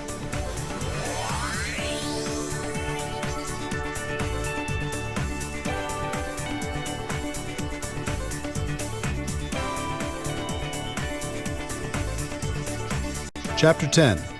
Skill 7. Promoting events. In network marketing, meetings make money. It's just that simple. Yes, technology can help us connect with people in ways that are becoming more and more efficient, but nothing replaces face-to-face interaction. Meeting people one-on-one, in small groups, or at local or bigger events will have a huge impact on the long-term success of any network marketing organization. But one particular type of event is the most powerful, and that is the destination event. It might be a company-sponsored event or one put on by your upline leadership, but a destination event is one where most of the attendees travel to a different city, stay at a hotel, and participate in a conference or convention. Some try to argue that the destination event is dead in the new technology world and people won't travel for these things anymore. All I can tell you is those people aren't top earners in our profession. If you study what the successful people do to build their network marketing organizations, you'll find that virtually every one of them uses destination events as a cornerstone for building their business. There's something magical about getting away from your day-to-day grind and focusing completely on your dreams. Total immersion, even if it's only for a weekend, is good. You can use it to refocus and recommit to your future and gather the strength necessary to go back home and do what's necessary to move your business forward. You gain strength from the presentations you hear during the event. Sometimes a person says something at just the right time in your life, and it changes you forever. Over 20 years ago, I was at a convention when a guy by the name of Johnny Daniels said, "You can tell the size of the man by the size of the problem that gets him down." That statement went right into my heart and has helped me ever since. If I ever get sad or depressed, something inside me says, "Is this the size of Eric?" I answer no, pick myself up, and get moving again. I've had hundreds of those moments over the years at destination events. I gave up blaming at an event. I decided to become a professional at an event. I realized no one could stop me at an event. I decided to go to the top at an event. In fact, as I think back, I can't think of a single significant moment in my network marketing career that didn't happen at an event. They're that powerful. In addition to gaining strength from the presenters, you'll also receive incredible validation of your decision to be involved. It's a concept called social proof, and it's very important. As human beings, we're wired to seek proof from sources outside of our own thoughts and experiences. At a destination event, you'll see lots of other people who've made the same decision you have, and that feels good. Also, you'll see how some of them have overcome their fears and gone to the highest levels in your company. You start to think, if they can do it, maybe I can do it too. There's also some positive peer pressure involved. Most destination events include recognition programs: who won the contest, moved to the next rank, earned the top income, or spoke from the stage. When I went to my first event and I saw all the people walking across that stage, I had one thought: the next time I'll be walking across that stage. It was inspiring that so many people had accomplished what I hadn't done yet. It made me think I could do it, and it made me work on a plan to make it happen. In addition to being inspired, I also didn't want to show up at the next event without some improvement in my business. That positive peer pressure helped me face my fears and make it happen. Overall, the sense of community at a destination event is comforting. We all live in a world filled with ignorant people when it comes to network marketing. That can be discouraging at times. But when we go to a big event, suddenly we're surrounded by people who think like we think. They have similar beliefs, hopes, dreams, aspirations, and positive attitudes. Spending time with this amazing group of people can literally fill us back up again, so we have strength for the next push. Once you understand how important destination events are to the success of your business, you need to learn how to effectively promote them to your organization. It's really simple. The more people from your group attend events, the more money you're going to make in our profession. Top leaders know exactly how many people are attending, and they make sure to grow that number at every new event. Think about it. Take two distributors, who each have a group of 100 people. Distributor A makes it a priority and gets everyone to attend every major destination event. Distributor B doesn't make it a priority, so only a handful attend. Which group is going to be more successful? It's not even a contest. The first step in developing a culture that promotes attendance at destination events is to personally be more committed than anyone else to attending and helping others make the same decision. That means you need to lead by example and never miss a destination event. When I first started in this profession, I didn't know how I was going to do it. I didn't have the money, and I couldn't afford the time. I had the same obstacles as everyone else. But something happened to me at my first event that changed everything. I scraped up enough money to get there, and it was a mind-blowing experience. The stage, the lights, the people, the stories, it was awesome. During one of the sessions, I stepped out to go to the bathroom, and when I came back to the entrance to the big convention hall, I found myself standing next to one of the top income earners in the whole company. It was like standing next to a celebrity. He had achieved what I wanted to achieve, and more. I stood there trying to think of something smart to say, and finally, I simply introduced myself and asked, "What's the secret?"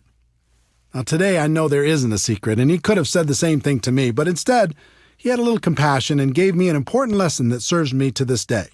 He said, "Eric, do you see this room? It holds about 2,000 people. We have these events about 3 times a year. Here's the secret.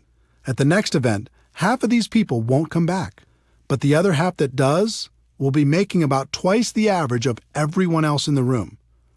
Your job is to be in the 1,000 people who come back, and it doesn't stop there. At the next event, half of those 1,000 won't come back, but the 500 who do will be making 4 times the amount of the average in the room. This continues from event to event. If you continue to come back, you'll end up being among the highest paid people in the room, and eventually, you'll even find yourself presenting on stage." I said, "That's it?" And he replied, "Eric, obviously you're going to have to continue to work on your skills in between events, but my experience has shown me that if you outlast people at our big events, you'll make it to the top." This was pretty simple for me to understand. I thanked him and made a resolution on the spot to never miss a big company event. It wasn't easy. Sometimes the event tickets alone were a problem. I made it a priority and found a way to buy them. Sometimes childcare was an issue.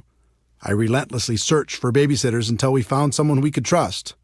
Sometimes I struggled with how to get to the event. Instead of taking a nice, comfortable direct flight, sometimes I had to book one with 2 or 3 connections. Instead of flying, sometimes I had to drive, even piling into one vehicle with a group of people to get there.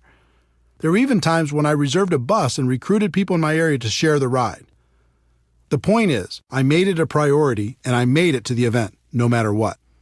As for accommodations, today I stay in a suite, but it wasn't always that way. At the beginning, I often shared a room with as many people as possible. Instead of room service, we'd go to the local grocery store and get food for inexpensive meals. And the minibar was strictly off limits. Bottom line, the advice I received all those years ago worked. Because I was ambitious and hungry, I figured out a way to outlast the people who were less committed.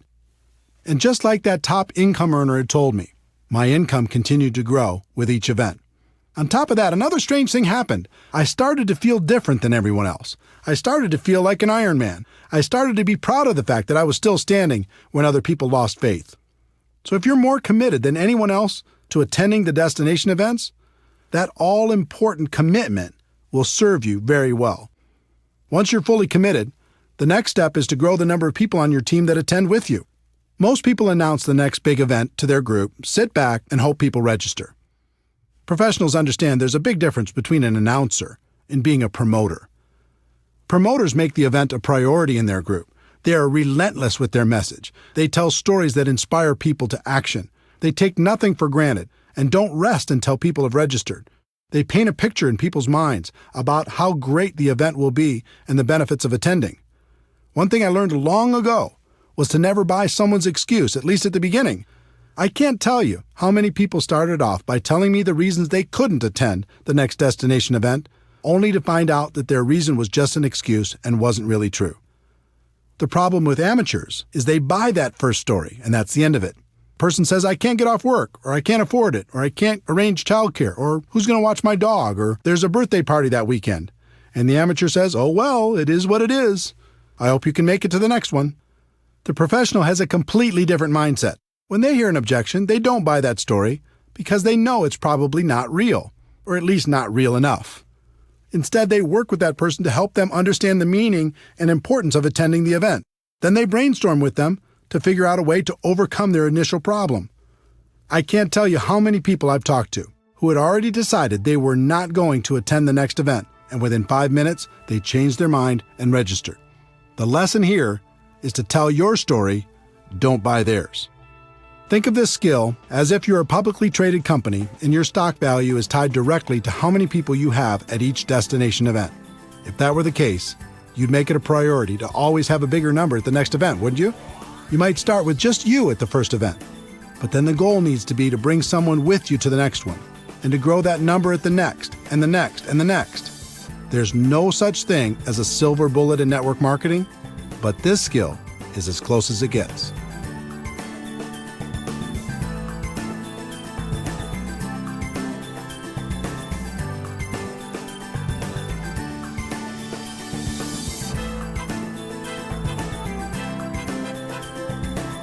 Chapter 11. Anything worthwhile takes time. If a person starts a traditional business, they expect to break even in their first year and possibly pay back their initial investment in the first 5 years. But when a person starts a network marketing business, they expect to get their money back in the first month, make a profit in their second month, and get rich by the third month. And when that doesn't happen, they blame network marketing. It's like people don't want the laws of the business world to apply to network marketing. We do have a better way, but we're not selling magic beans here. Anything of value takes time to develop. I learned a great lesson early in my network marketing career. From time to time in your life, your income might take a lucky jump. You might be in the right place at the right time. But if you don't quickly grow as a person to that new higher level, your income is going to come back down to the level of who you really are. In the end, you only get to make what you are. How many people do you know that hit it big and lost it all? I learned this lesson the hard way in my first few months in MLM. Back in 1988, I joined a company that had a $5,000 upfront package, which paid the sponsor between $1,200 and $2,400 depending on their level. Although I'm glad most of those big money packages have left our profession, back then a person could make some pretty big money fast. In my first month with that company, I earned approximately $7,400. If you remember, my strategy was to quickly call my dad's friends before he could get to them. I was ecstatic. In my second month, I earned about $12,200. Unbelievable. But then reality kicked in. I wasn't a $12,000 a month person. I hadn't worked on my skills. I wasn't developing myself. I was just riding the wave. My third month's check was $1,098.60. Looking at that check was like looking at myself in the mirror. It showed me who I was. It was an ugly feeling. My first reaction was to quit and blame everyone and everything for my bad check. But eventually I realized that to earn more, I needed to become more. I needed to work on my skills, so I didn't have to rely on luck or timing or positioning. You might have heard, you can get rich quick, or there's no work involved, or the product sells itself, or any number of trumped-up statements. But you must learn to give up those false and unrealistic expectations and go to work on you. The 1-3-5-7 formula. There's a formula I've seen work in our profession. I call it the 1-3-5-7 formula. As a general rule, it will take you about 1 year to become competent and profitable in network marketing. You'll know the basics, you'll cover expenses, and you'll be learning.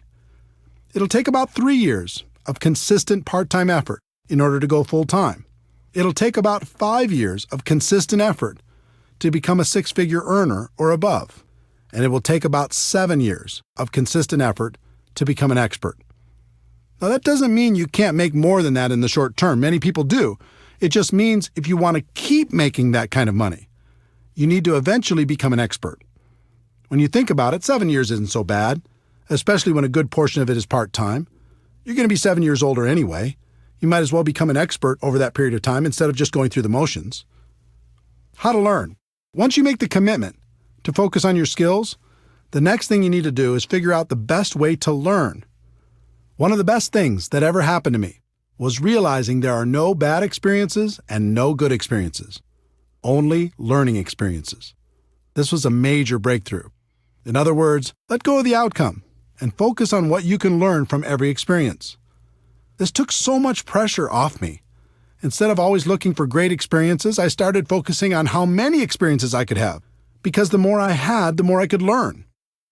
Another attribute of a top earner in MLM is they are what I like to call an active student. As a professional, they're always learning, always growing, always trying to get better. Lou Holtz said it best. In this world, you're either growing or you're dying, so get in motion and grow. I think that's true. Never stop learning. Model successful behavior. Try to avoid reinventing the wheel when you get involved in this profession. The hard work has already been done. No matter what company you're in, it's easy to find someone who's very successful. Doesn't matter if it's getting customers, finding prospects, inviting, presenting, following up, closing, getting people started, building for events, or any other skill. There are people in your company right now who have them mastered. And unlike other professions, the successful people in your company are eager to share their secrets. All you need to do is model their behavior, and you can begin to enjoy their results. Study. Audio programs got me started. Back in 1988, someone gave me a bootleg copy of a talk Jim Rohn gave to the Shackley Company. It was called The Seed and the Sower, and it rocked my world. I bet I listened to that audio cassette in my car 500 times. From there, I did some homework on Jim Rohn and purchased his Challenge to Succeed audio program. Jim Rohn gave me hope, but more than that, he gave me direction in my continual personal development. That audio program launched my personal development journey. Through the years, I continued with dozens of different audio programs, all incredibly helpful in keeping my mind right. There's something magical about audio. It whispers in your ear, reminding you of your dreams, of your potential, and how to get there. In addition, it's repetitive. You probably won't read a book over and over, but you'll listen to an audio program over and over, especially if it's entertaining. And it seems like each time it's different, and it is because you're different. Jim Rohn also taught me to be a reader. No matter what you're trying to learn, there's someone who has devoted their entire life to the subject and is offering it to you for pennies. Take them up on that offer. In our electronics-focused, attention-deficit society, fewer people seem to read books. That's not true for leaders. Ask the top-earning distributors if they're readers. More importantly, ask them what they're reading. I wasn't much of a reader before I became a network marketing professional, but since 1988, I've read an average of about 4 books a month. Those books have shaped my life and my career for the better. Commit to just 10 pages a day, and you can read a 300-page book in a month. That's a great start. Video. Video is another source of great learning. Sometimes I like to watch training programs instead of just listening. It's part of the reason I decided to use video as my main focus at networkmarketingpro.com. I found if I created a short video with interesting information every day, people received tremendous value. If you'd like to check out hundreds of free videos, you can go to networkmarketingpro.com. It's free. Online. The internet has changed the way we learn and gather information. You can take advantage of online tutorials, watch online videos, attend online webinars, or even watch events live with streaming technology. Events. The best way I know to really internalize life-changing information is to attend live events. As I've already told you, most of my defining moments have come from events. On one side, there's always good information for a person who's listening. On the other side, when you eliminate all of the other distractions in life and just focus, like you do at an event, you have a chance to really hear. Both sides are good. Be careful of distractions. With all of the choices available to you in terms of studying your craft, now more than ever, you must be careful about what you allow into your mind. People everywhere will try to distract you with their latest and greatest breakthrough, and it can be very tempting to jump at all those opportunities. You should be focused on a very narrow range of skills: finding prospects, inviting, presenting, following up, closing, getting people started right, and promoting events. Make sure you master those skills before adding anything else to your to-do list. Take action. Almost all of the learning in MLM is in the doing. If you want to learn how to talk to people on the phone, then talk to more people on the phone. If you want to learn how to do a home presentation, then do more home presentations. You'll certainly figure it out. That doesn't mean you shouldn't continue to seek knowledge on the skill sets for success in MLM, but it does mean you shouldn't wait for complete knowledge before taking action. Part of the reason people avoid taking action is they're afraid they'll be embarrassed. If you want to be successful in network marketing, you must learn to set that fear aside. Here's why. It's very difficult to look good and get better at the same time. Instead of being afraid of how you look as you're learning and growing, be afraid of not taking action and living a life at a fraction of your potential. Let me give you a concept that has served me for over 20 years in the area of developing my skills. Back in the early 1990s, a friend and I were searching for a great network marketing product. We traveled the country and met with many interesting people. Our journey led us to an organization in Michigan called the High Scope Educational Research Foundation. They had a progressive and proven way to teach children how to learn more effectively. High Scope has many components, but the one that struck me then is the one I've used to this day, called Plan, Do, Review. Here's how the company explains the process. In the Plan, Do, Review process, children make plans, carry them out, and reflect on what they have done. In doing so, children learn to take initiative, solve problems, work with others, and accomplish their goals. Their play becomes more purposeful and focused. By making Plan, Do, Review a successful and integral part of your classroom's daily routine, you'll learn how you can promote learning and build on children's interests and intrinsic motivation. When I heard what they were saying on how to use it as a teaching tool for children, the only thing that was rolling around in my mind was how I could use it for myself and the people in my organization. While things didn't work out for turning the High Scope product into a network marketing product, I'll be forever grateful to their organization for helping me and hundreds of thousands of people all over the world to use this concept to build a better business. Here's how I've used and taught the concept for over 20 years now.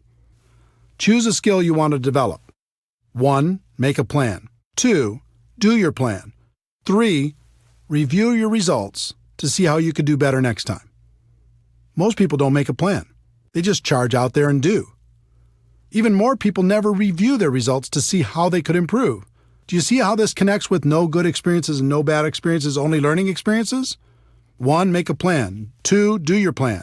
3. Review your results, good or bad, to see how you could do better next time.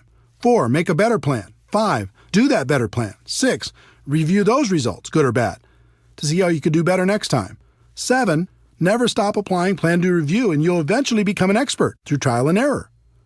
This little secret to learning in MLM is one of the most powerful I've shared. It's become part of my DNA. I hope the same happens for you. Teaching. Would it surprise you to know that teaching is one of the best ways to learn? It's true. If you want to really master something, teach it to others. Teaching burns a groove in your brain like nothing else can. Who do you think gets the most benefit from the daily video shows at networkmarketingpro.com? I do. I have to think about it, prepare, and present the message every day, so it helps keep me sharp and on top of my game. The lesson for each of you should be to find someone to teach. Even if you just have one person in your group, start there. And as your group grows, look for more and more opportunities to teach. You'll get the most benefit. Your associations. This is another important lesson from Jim Rohn. He taught me the law of association that says you'll become the average of the 5 people you spend the most time with. You'll think how they think, act how they act, talk how they talk, and earn how they earn. Let me tell you something. This law is real. You can't fight it. I've done 3 things over the course of my career when it comes to my associations. First, I've disassociated with the people who are toxic to my life. This isn't an easy decision, but it's an important one. Some people will keep you down permanently. Second, I've limited my associations with negative people or people who weren't helping me grow in the direction of my dreams. I just learned to spend less time with those people and more time on positive influences. And third, I've worked to expand my associations with people who can help me become a better person and a better professional.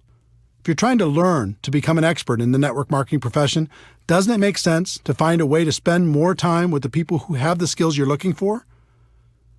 If this is a little too stressful to think about when you're looking at the 5 people you're spending time with right now, here's a little tip. About every 6 months, one of the people in your 5 will change. They'll move, get a new job, start a relationship, end a relationship. Something will happen. The secret is, when that happens, choose very wisely when you're thinking about who's going to take their place.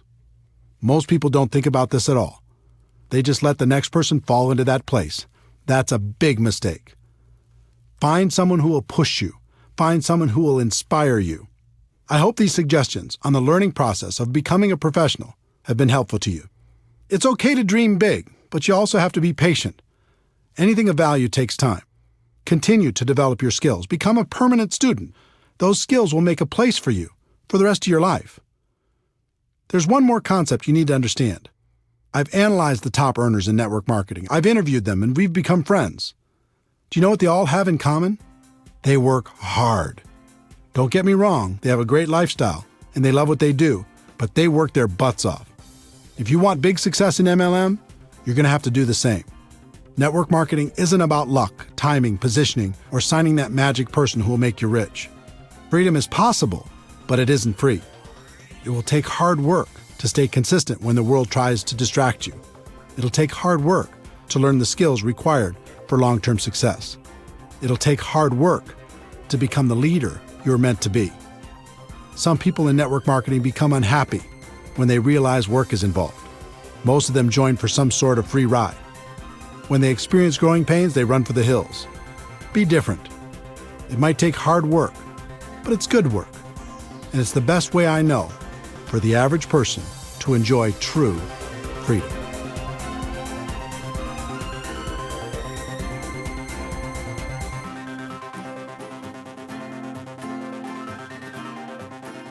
Chapter 12.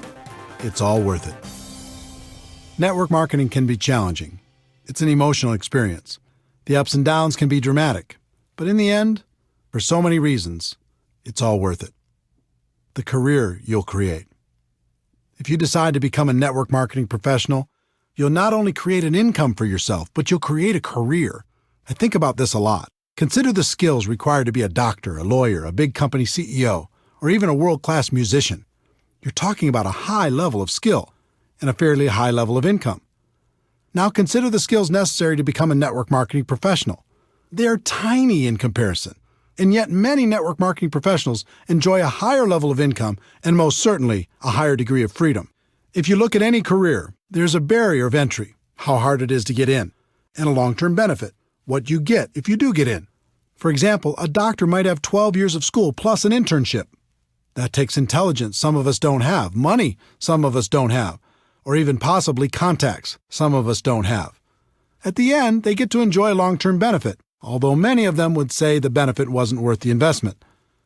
There's always a ratio between the barrier of entry, and the long-term benefit.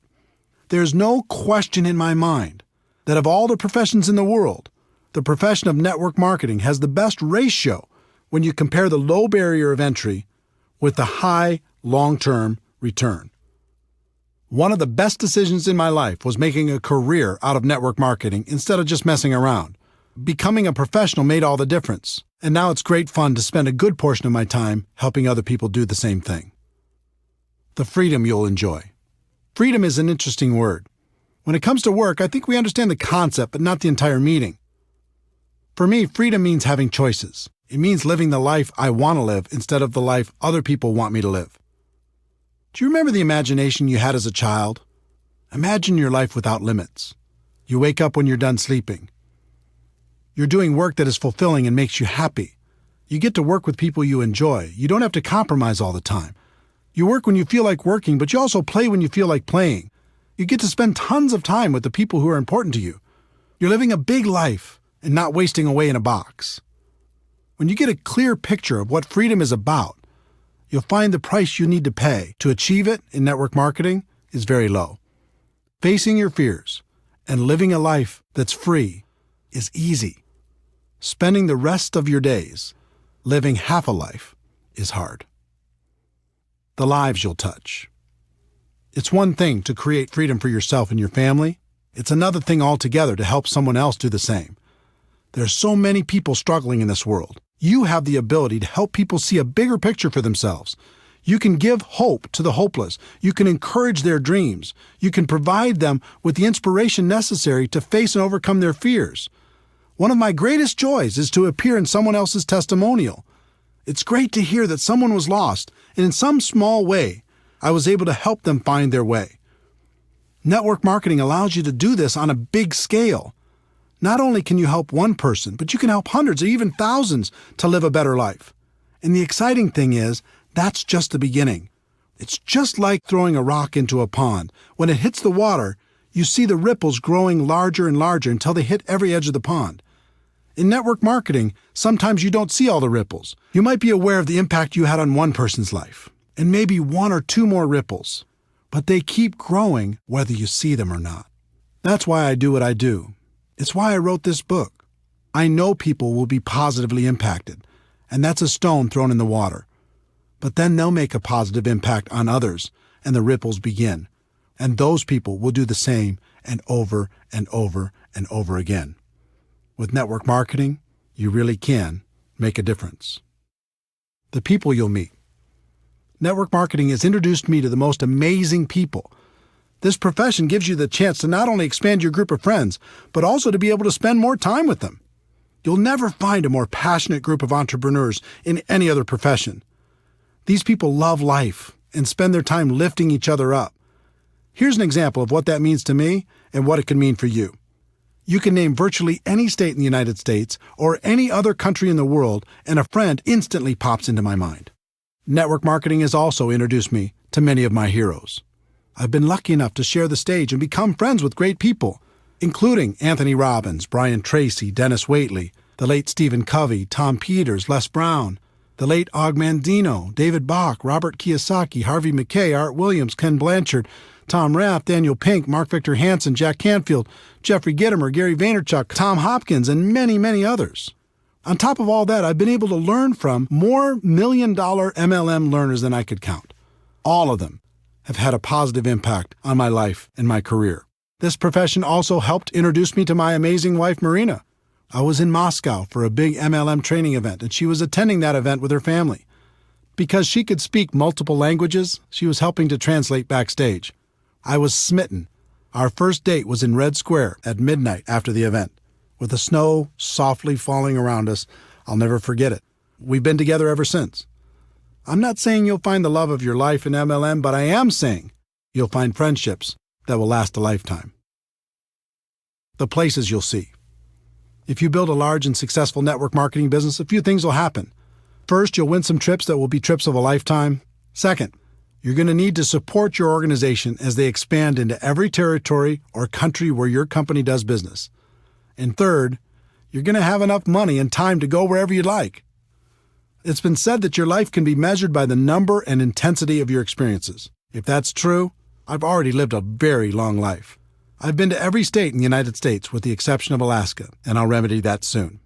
I've also been to about 40 countries around the world. I've gone diving at the Great Barrier Reef in Australia, toured the Hagia Sophia in Istanbul, visited the Twin Towers in Malaysia, boated around James Bond Island off the coast of Thailand, visited the tent cities in Nigeria, ridden the huge Ferris wheel in the port of Singapore, had a private tour of the White House, watched the sunrise on New Year's Day at the Grand Canyon, enjoyed a 30-course meal at the world-famous El Bulli in Spain, cruised through the canals of Amsterdam, ridden a hot air balloon over the Rocky Mountains, rented an entire cruise ship for 2,000 of my friends to sail to the Bahamas, had dinner under the stars at the top of the Hotel de Paris in Monaco, visited my heritage in Norway, sailed the Black Sea off the coast of the Ukraine, witnessed the amazing Sistine Chapel in Rome, golfed at St. Andrews in Scotland, watched a World Cup match in Ireland, and prayed at the Wailing Wall in Jerusalem. All of this and so much more was made possible because I embraced the great profession of network marketing. The same can happen for you. The causes you can contribute to. There are lots of worthy causes. You might want to give to your parents or someone else in your family, or to an organization that means something to you. In 2011, I asked Harvey Mackay, best-selling author, as well as a wildly successful businessman and community activist, for his secret to success. He told me his story. Eric, my father sat me down after I graduated from the University of Minnesota at age 21. I was a little bit cocky, going to take on the world, going to start at the top and work my way up.